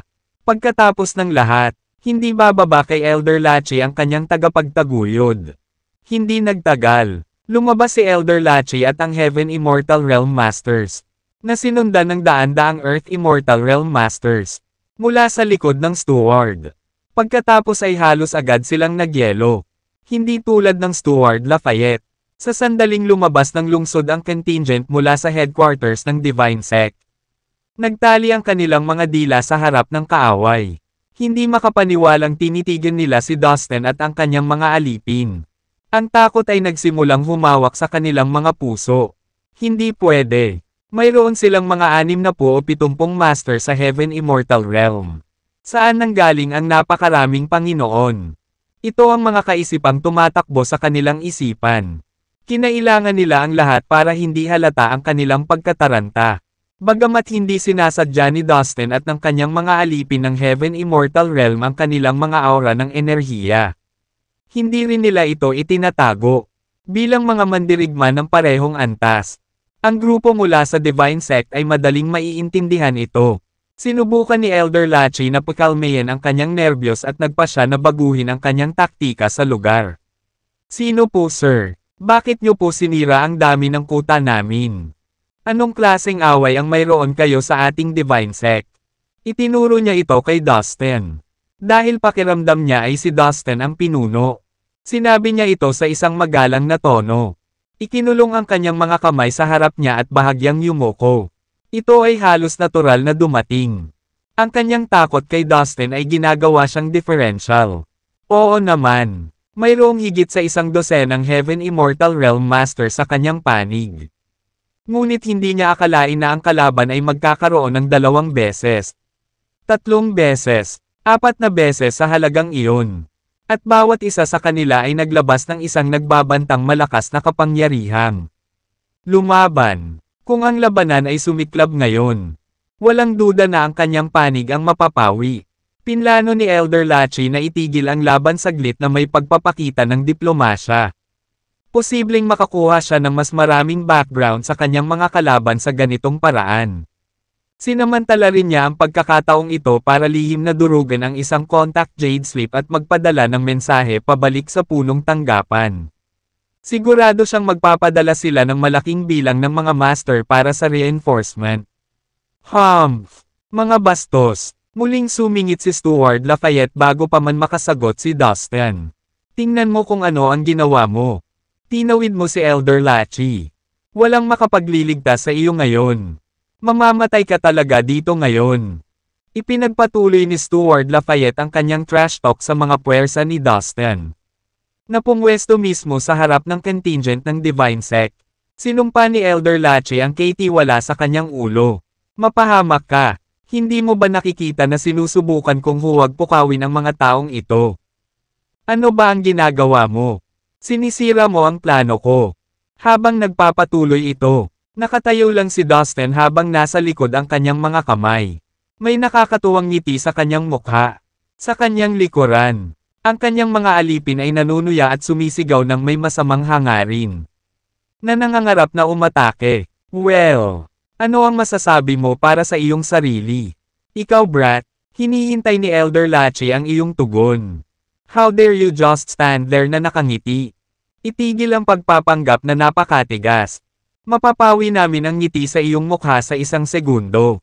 Lumuhod. Gumapang kay Elder Lachi at sagutin ng maayos ang kanyang tanong ngayon din. Magbibilang ako ng 3. Kapag hindi mo ginawa iyon, papatayin ka namin agad. Pagkatapos nitong tirada, gayunpaman, ang ngisi ni Dustin ay napalitan lamang ng ganap na tawa. Namula si Stuart Lafayette, nanginginig ang buong katawan sa galit. Damn you! Go to hell! Fuck off! Bago matapos ni Stuart Lafayette ang kanyang sunod-sunod na mga kalapastanganan sa Dustin. Isang sawa na si Elder Lachi sa wakas ay sinampal ang kanyang ulo mula sa likuran at itinulak siya palabas. Pinandilatan niya ng mga dagger ang katiwala at tahimik na umirap. Gago ka talaga. Hindi mo ba nakikita na mayroong higit sa 50 killing machine na nakatayo sa harap mo? Bakit mo sila hinahamon? Kung magbibilang ka ng 3, sumiklab ang laban bago tayo maging handa. Natawa si Dustin. I guess you was biding time for more backup to arrive. Ha? Sorry. Pero hindi ko hahayaang mangyari yon. Sinenyasan niya ang kanyang mga alipin. Atake now. At bilasan mo yan. Matahimik na ngumiti si Dustin kay Elder Lachi. Sir, ayokong makipag-away sayo. Pag-usapan muna natin ta. Ang mga tao ng ating Divine Sect ay makatwiran. Hindi na natin kailangang gumamit ng karahasan. Nauutol na sabi ni Elder Lachi. Ngunit ang mga alipin ni Dustin ay walang oras para sa kalokohang iyon. Sinugod nila ang mga master ng Divine Sect. Ang resulta ng away ay tulad ng inaasahan. Madaling nadaig ng mga alipin ang kanilang mga target. Hindi lamang dahil sa dami ng mga mandirigma ng Heavenly Immortal Realm sa kanilang hanay. Kundi dahil natural silang mas malakas. Hindi nagtagal. Higit sa kalahati ng dosenang Heaven Immortal Realm Masters mula sa Divine Sect ay napatay na. 5 lamang sa kanila ang pinananatiling buhay. Nakuha ng puppet strings ni Rolly at naging mga alipin ni Dustin. Isa sa kanila ay si Elder Lachi. Isa pa si Stuart Lafayette. Pagkatapos ng lahat, ang isang Earth Immortal Realm Master ay maaari pa ring mapatunayang kapaki-pakinabang. Master, umalis na tayo agad. Nagpadala ako ng mensahe sa punong tanggapan ng Divine Sect. Malapit nang dumating ang Hepe at si Elder Michelle. At pareho silang master sa Divine Realm. Ngayong isa na siyang alipin. Inuna ni Elder Lachi ang kaligtasan ni Dustin ng buong puso at kaluluwa. Oh, so may dalawang Divine Realm Masters talaga sa Divine Sect. Medyo nagulat si Dustin sa paghahayag na ito. Ngunit bago pa sila makagalaw, isang malakas na boses ang bumungad mula sa abot tanaw. Kung sino ka man, mas mabuting handa kang ipaliwanag ang iyong sarili sa Divine Sect. Habang umaalingaw-ngaw ang boses, naramdaman ni Dustin ang paglapit ng dalawang aura na nakakatakot kaya kinilig siya. Nandito na sila. Dumilim ang mukha ni Dustin. Master, tumakbo ka. Darating na ang pinuno ng Divine Sect at si Elder Michelle. Parehong sumisigaw sina Elder Lachi at Stuart Lafayette. Sige, tara na, tara na, tara na. Sa ilalim ng malakas na kontrol ng isip ni Dustin, ang lahat ng mga alipin ay agad na inilipat pabalik sa Slave Tower. Kasabay nito, na-activate niya ang Reincarnation Token at nawala ng walang bakas. Ano? Hindi. Paano siya nakatakas? Imposible. Paano siya nakaalis kaagad sa ilalim ng ating mga ilong? Sa hindi kalayuan, dalawang figure na may nakakakilabot na aura ang lumabas sa kawalan. Ito ang pinuno ng Divine Sect kasama si Elder Michelle. Pareho silang nasa Divine Realm. Kaya't ang mga nakakakilabot na aura na nasa gilid nila. Dahil talaga sa dalawang Divine Realm Master na ito kaya ang Divine Sect ay bumangon upang maging isang napakalakas na puwersa sa 3,000 malaki at maliliit na universo. Gayunpaman, sa sandaling ito, malungkot ang mga mukha ng dalawang makapangyarihang mandirigma. Paano makakatakas si Dustin sa ilalim mismo ng kanilang mga ilong?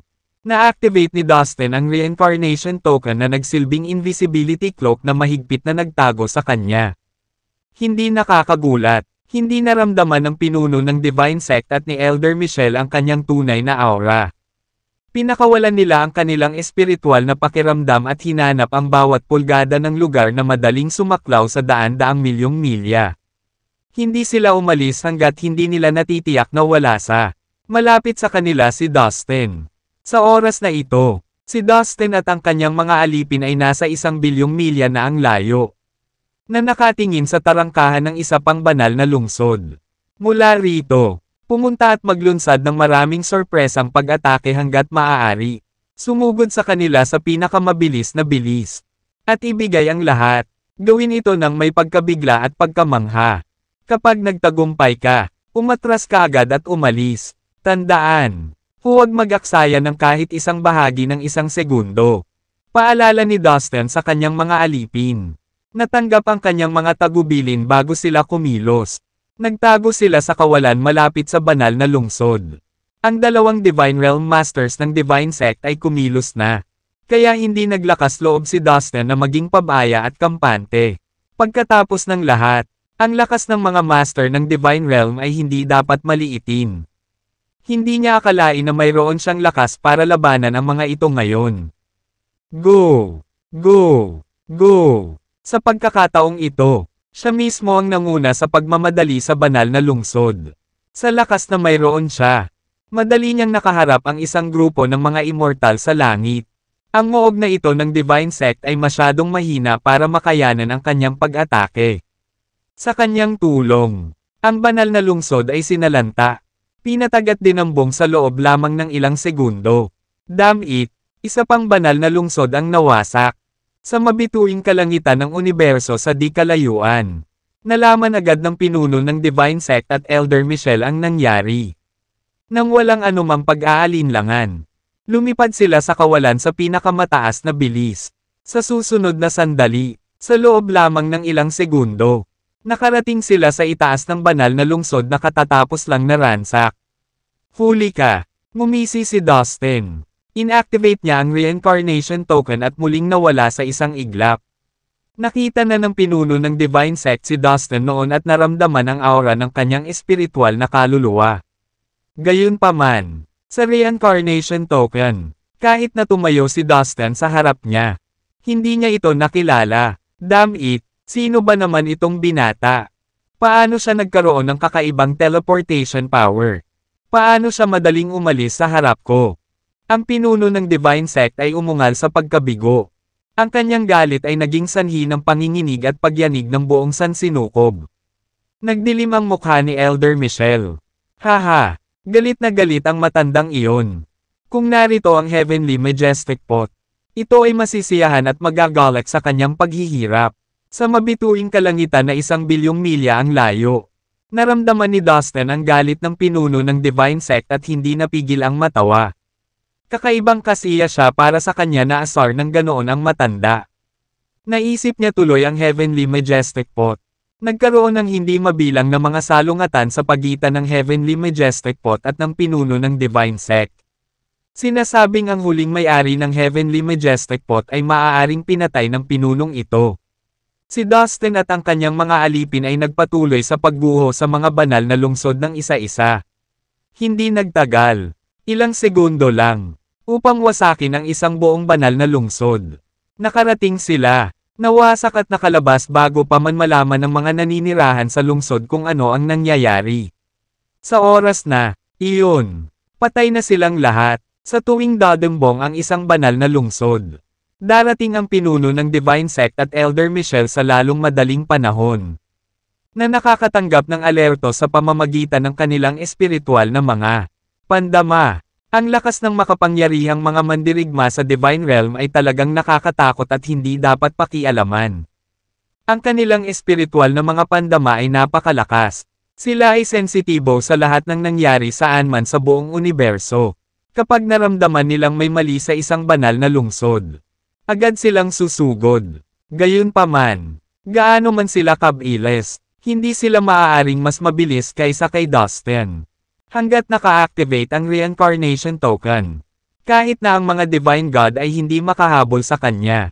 Hindi pa banggitin ang dalawang Divine Realm Masters. Arg! Brat! Kapag nahawakan na kita, pupunitin kita. Ang dagandong ng pinuno ng Divine Sect ay umalangaw-ngaw sa buong Heaven God Cosmos. Ang lahat sa buong sansinukob, lalo na ang makapangyarihang mga mandirigma, ay nanginginig sa takot. Nagawa nating nakawan ang kabuoang 421 kuta ng Divine Sect. At marami na tayong nakuha. Sabi ni Dustin sa sarili. Tuwang-tuwa sa resulta ng kanilang mga pag-atake. Ngayon, naglalakad siya sa mabituing kalangitan kasama ang kanyang mga alipin. Walang kahit isang clue. Lahat ng makapangyarihang magsasaka mula sa iba't ibang sekta at mundo ay nagkakagulo. Sinusubukang hulaan kung sino ang nangahas na pukawin ang pinakamakapangyarihang Heaven God Cosmos. Guro, ang dagandong ng pinuno ng Divine Sect ay parang magandang musika. Napakasarap sa pandinig. Tama. Ang dagandong ng paghihirap at pagkatalo na nagmumula sa makapangyarihang mga mandirigma sa Divine Sect ay halos hindi na maririnig. Tuwang-tuwa ang mga alipin habang pinag-uusapan nila ito sa kanilang sarili. Guro, mayroong higit sa 1,000 kuta ng Divine Sect sa Heaven God Cosmos. At wala pang kalahati sa kanila ang ninakawan namin. Sabi ni Elder Lachi, na sumusunod sa likuran ni Dustin. Tama ka, napakamot na lang tayo sa ibabaw. Lahat, hindi tayo pwedeng mag-aksaya ng oras. Ituloy natin. Utos ni Dustin. Kasabay nito, sa isa pang mabituing kalangitan ng universo. Nakatayo ang pinuno ng Divine Sect at Elder Michelle. Galit na galit silang dalawa. Kitang-kita ng hubad na mata. Ang apoy ng puot ay nagkatawang tao. Umaapaw mula sa kanilang mga katawan. Nagliliyab at umaangat sa kanilang paligid. May kailangan tayong gawin. Halos kalahati ng ating mga kuta ay nawasak na. Higit sa lahat, wala na rin ang lahat ng tao sa mga kuta na iyon.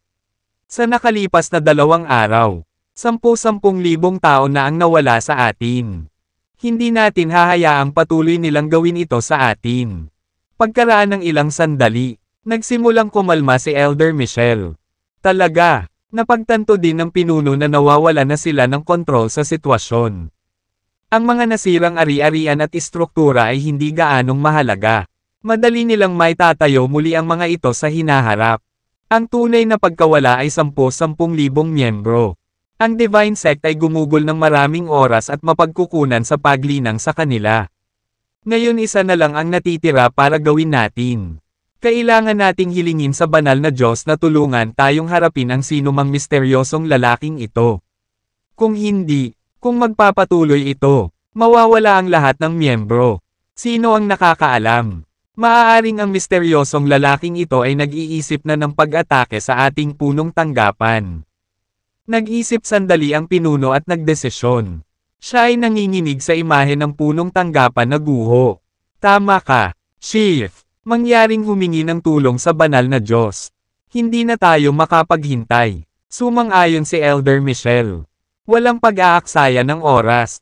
Ang pinuno ay naupo ng nakakrus ang mga paa at gumamit ng isang lihim na pamamaraan upang makipag-usap sa isang banal na Diyos. Ito ay lumabas na ang Divine Sect ay matagal nang sumunod sa isang banal na Diyos. Ang banal na Diyos na ito ay talagang ang pinakamataas na pinuno ng Divine Sect. Pagkaraan ng ilang sandali, sa magulong kawalan malapit sa Divine Sect, isang ordinaryong mukhang matandang lalaki ang nakaupo na naka-cross-leg habang nakapikit ang mga mata at nasa isang malalim na estado ng kalmado at panloob na kapayapaan. Ang magulong pag-agos ng espasyo na paminsan-minsan ay hindi nakaapekto sa kanya. Biglang nagbago ang itsura ng mukha niya. Ano? Totoo ba yon? Isang misteryosong lalaki ang biglang lumitaw sa Heaven God Cosmos at winasak ang mga kuta ng Divine Sect. Kahit na ang dalawang master sa Divine Realm ay walang magagawa tungkol dito. Bulong ng matanda sa sarili. Well then, I don't have a choice now. Diba? I'll have to go and take a look. Sa mga salitang iyon, nawala siya. Sa susunod na sandali, muli siyang nagpakita sa mabituing kalangitan ng Heaven God Cosmos. Inilabas niya ang kanyang espiritual na pakiramdam at agad na tinakpan ang bawat pulgada ng Heaven God Cosmos. Ha! I found you. See? Hindi naman ganoon kahirap. Diba? Isang malamig na tawa ang pinakawala ng matanda. Ito ang pagkakaiba sa pagitan ng isang banal na Diyos at ng mga mandirigma sa Divine Realm. Dahil si Dustin ay may reincarnation token. Mahirap para sa mga mandirigma sa Divine Realm na makita siya. Ngunit para madama siya ng isang banal na Diyos at malaman ang lahat tungkol sa kanya. Kaunting sandali lang ang kinailangan nito. Isang hakbang pasulong ang matanda. Lahat ng nasa paligid niya ay biglang nagbago. Siya ngayon ay nagpakita sa langit sa itaas ng isang banal na lungsod. Sa eksaktong sandaling iyon, si Dustin ay kasama ng kanyang mga alipin. Sa isang galit na galit, pagsira at pagnanakaw sa walang magawang banal na lungsod. Oh shit, no! Nakatitig sa akin ang isang banal na Diyos. Gumapang ang takot sa gulugad ni Dustin. At bumilis ang tibok ng kanyang puso. Umalis. Napasigaw si Dustin at pinabalik ang lahat ng kanyang mga alipin sa Slave Tower gamit ang kanyang isip. Kasabay nito, inactivate niya ang Reincarnation Token. Ano yan? Teka, ito ay isang magulong magic treasure. Ang matanda na lumulutang sa itaas ng lungsod exclaimed sa malaking pagtataka.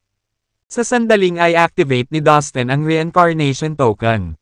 Iniunat ng matanda ang kanyang kamay. Mas mabilis kaysa sa bilis ng liwanag. Isang napakalaking kamay ang dumating kay Dustin. Ang napakalaking banal na aura at kapangyarihan ng banal na batas na inilabas ng kamay ay bomb-alot sa nakapalibot na espasyo sa paligid ng Dustin sa isang iglap. Naramdaman ni Dustin ang pananakit ng buong katawan niya nang hinawakan siya ng kamay at pinisil-pisil hanggang sa hindi na siya makahinga. Pagkatapos ay sa isang iglap, ang kanyang katawan ay sumabog sa isang dosenang piraso. Bilang tugon, ang espiritual na puno at ang espiritual na dragon ay umungal ng galit. Sinusubukan ng buong lakas na protektahan ang espiritual na kaluluwa ni Dustin. Ang lakas ng isang banal na Diyos ay sobrang nakakatakot. Nagulat na sabi ni Dustin.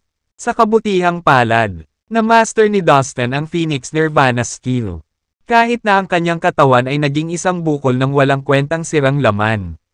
Maaari pa rin siyang ipanganak na muli hanggat ang kanyang espiritual na kaluluwa ay buo.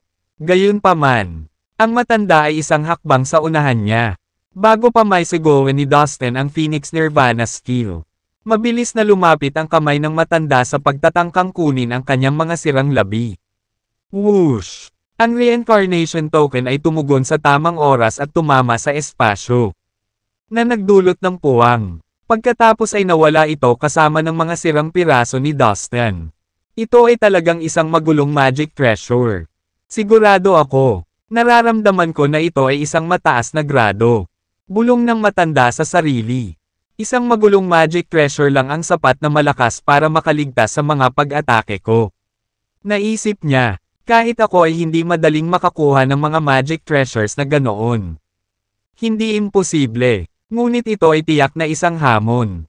Paano magkakaroon ng ganon ang batang yun? Selos na sabi ng matanda. Well, tingnan ko kung sino ang batang ito. Kailangan ko ng oras para bumalik. Malakas na sabi ng matanda. Kaagad, isang kumikinang na transparent na kristal na screen ang lumitaw sa kanyang harapan. Sa screen, isang binata kasama ang isang malaking grupo ng kanyang mga nasasakupan ay nagnanakaw at hinahalughog. Ang mga banal na lungsod ng sunod-sunod. Si Dustin iyon at ang kanyang mga alipin. Sa tulong ng aura disguising skill. Ibang-iba ang hitsura ni Dustin. Minamanipula niya ang kanyang hitsura. Nakadamit bilang isa pang binata. Bago siya pumasok sa Heaven God Cosmos. Sa kasamaang palad para, sa matanda. Hindi niya makita ang tunay na mukha ni Dustin at sa makatuwid. Hindi niya ito makilala. Gumamit ang brat na ito ng ilang lihim na kasanayan upang baguhin ang kanyang hitsura kasama ang aura ng kanyang espiritual na kaluluwa. Napakamurang shot, 2/3. Madaling nakita ng matanda ang kanyang mga panlilinlang sa unang tingin. Magpakita ka boy, sigaw ng matanda habang nakaturo sa screen. Ang walang katapusang divine law power ay pinakawalan mula sa kanyang daliri at lumipad patungo sa imahe ng binata sa screen upang pilitin siyang ipakita ang kanyang hitsura. Maya-maya lang, lumitaw ang isang itim na token at nagbuga ng nakakasilaw na itim na liwanag na naging walang iba kundi itim ang imahe ni Dustin sa screen. Para bang may kung anong uri ng enerhiya ang nag-disable sa screen. Damn it, ito na naman ang magulong magic treasure. Ngumuso ang matanda habang dumilim ang mukha. Sa huli ay sumuko siya. Inamin na hindi niya matukoy ang pagkakakilanlan ng binata hanggat ang magulong magic treasure ay nasa mga kamay ng huli. Ito ay talagang isang high-grade na magulong magic treasure. Kahit ako ay wala akong magagawa dito. Ito ay immune sa aking mga kapangyarihan. Ngunit kung makuha ko ang aking mga kamay dito, ito ay magiging isang kapaki-pakinabang na sandata sa akin. Para sa isa, at ang pinakasimpleng magagawa nito, ay tulungan akong talunin ang iba pang mga banal na Diyos. Patuloy ng matanda, nakitang-kita sa kanyang mga mata ang kasakiman. Brat, sigurado akong magpapakita ka ulit sa ibang lugar at sa ibang pagkakataon. Hihintayin kita. Sa isang punto ay mabibigo mo ang iyong bantay. At pupunta ako doon upang umatake. Ang matanda murmured na may masamang ngisi. Sa puntong ito, ang pinuno ng Divine Sect at si Elder Michelle ay lumabas sa kawalan na bumukas sa malapit. Sumugod sila at huminto sa harap ng matanda. Sir, how did it go? Nakuha mo ba ang anak ng asungot na yan? Tanong ng pinuno ng Divine Sect na may labis na pananabik. Natatakpan ang kanyang pagkabalisa sa likod ng kanyang mahinahong boses. Ang pinuno at si Elder Michelle ay same time na tumingin sa matanda na parang ngayon lang nila nakita ang kanilang idolo. Ang matanda ay isang banal na Diyos. Bagamat nandito na kami sa Divine Realm. Madali niya kaming mapatay ng walang kahit isang galaw. Kapag siya ay nasa panig natin. Ang ating sekta ay magkakaroon ng mas magandang kinabukasan. Ang pinuno at si Elder Michelle ay nag-iisip sa kanilang sarili ng may kagalakan. It was my fault. I underestimated that brat's strength. Dahil doon, madali siyang nakatakas sa akin. Kailangan kong gumawa ng paraan para mahuli siya sooner or later. Tumangala ang matanda at patagang sinabi. Ano? Kahit ikaw ay nabigo na makulong siya. Napailing ang pinuno ng Divine Sect at si Elder Michelle. Hindi ito ang uri ng balita na handa nilang marinig. Sa oras na ito, inasahan na nila na patay na si Dustin. Don't worry one bit, stay out of this. I can handle that damn brat. Hindi na niya magagawang pukawin ang kaguluhan sa alinman sa ating mga banal na lungsod. Confident na sabi ng matanda. Salamat sir. Nang marinig ito, ang pinuno ng Divine Sect at si Elder Michelle ay lubos na naaliw. Kamakailan lamang, ang Divine Sect ay nawalan ng malaking halaga ng mga kayamanan at mas masahol pa. Marami sa kanilang mga miyembro. Ito ay nagalit at na-stress sa kanila ng walang katapusan.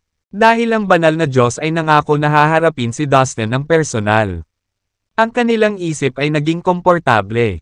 Samantala, ang reincarnation token ay naglalakbay sa isang spatial teleportation channel kasama si Dustin. Ang kanyang laman at buto ay gumaling at bumalik sa kanyang orihinal na pangangatawan pagkatapos niyang ilabas ang Phoenix Nirvana skill. Wow! Malapit na. Ang banal na Diyos ay talagang nakakatakot. Halos mamatay na ako sa mga kamay niya ngayon lang. Nanlamig si Dustin nang maalala ang nangyari. Ang kanyang katawan ay hindi pa nadudurog ng ganito noon. Ito ay sa pamamagitan ng ilang stroke ng swerte na na-activate ko ang reincarnation token sa pangalawang pagkakataon na nagpakita ang banal na Diyos. Kung hindi ako makakatakas. Kunin sana niya ang pira-pirasong katawan ko at ipakain sa mga aso. Naisip niya, hindi naligtas na manatili sa Heaven God Cosmos. Aalis na ako, bulong ni Dustin. Sa pamamagitan ng pag-wave ng kanyang kamay. Naglabas siya ng maraming spatial na kristal para hayaang ma-absorb ng reincarnation token ang mga ito. Samantala, naalala niya ang mga coordinate ng desyerto. Na cosmos na iyon at umalis. Matapos masira ang daan-daang mga banal na lungsod. Nakakuha siya ng malaking bilang ng mga spatial na kristal. Na sapat para sa reincarnation token upang gumana sa ngayon. Sa sapat na spatial crystals, ibinalik ng reincarnation token si Dustin sa inabandonang universo. Ilang sandali pa, lumitaw si Dustin sa labas ng abandonadong cosmos. Salamat, nakabalik na ako. Nakahinga ng maluwag si Dustin. Walang pag-aaksaya ng oras. Pinunan niya si Kevin sa kanyang pagbabalik sa pamamagitan ng kanyang espiritual na kahulugan. Pagkaraan ng ilang sandali, nakatayo sa kanyang harapan si Kevin at ang isang pulutong ng mga pangunahing miyembro ng Immortal End Alliance. Dustin, bumalik ka na. Nagsisimula na kaming mag-isip na may nangyaring masama sa'yo. Bumulwak si Kevin. Dustin, ang espiritual na enerhiya sa abandonadong universo ay masyadong manipis. Kung ito ay magpapatuloy sa mahabang panahon, tiyak na makakaapekto ito sa paglilinang ng lahat. Sabi ni Kevin kay Dustin. Leader Dustin. Tama si Master Kevin. Bagamat may mga makikinang na hanay na maaaring mangalap ng espiritual na enerhiya sa bawat kontinente. Ang sansinukob na ito ay lubhang nagkukulang nito sa una. Bilang resulta, kahit na sa mga arrays na iyon, hindi tayo makakakuha ng sapat na espiritual na enerhiya. Ang pag-unlad na ginawa ko sa aking paglilinang ay mas mabagal kaysa dati. Ang mga pangunahing miyembro ng Immortal End Alliance ay sunod-sunod na nagreklamo kay Dustin. Huwag kang mag-alala, kamakailan lamang ay nagkaroon ako ng malaking halaga ng mga mapagkukunan ng paglilinang. I can assure you that they are enough for you to cultivate for a long time. Nakangiting sabi ni Dustin, habang winawagayway niya ang kanyang kamay. Ilang daang space ring ang lumipad at lumutang sa harap ni Kevin. Agad na inilabas ni Kevin ang kanyang espiritual na sentido upang isa-isang suriin at i-verify ang laman ng mga singsing. Oh my God! You've got to be kidding!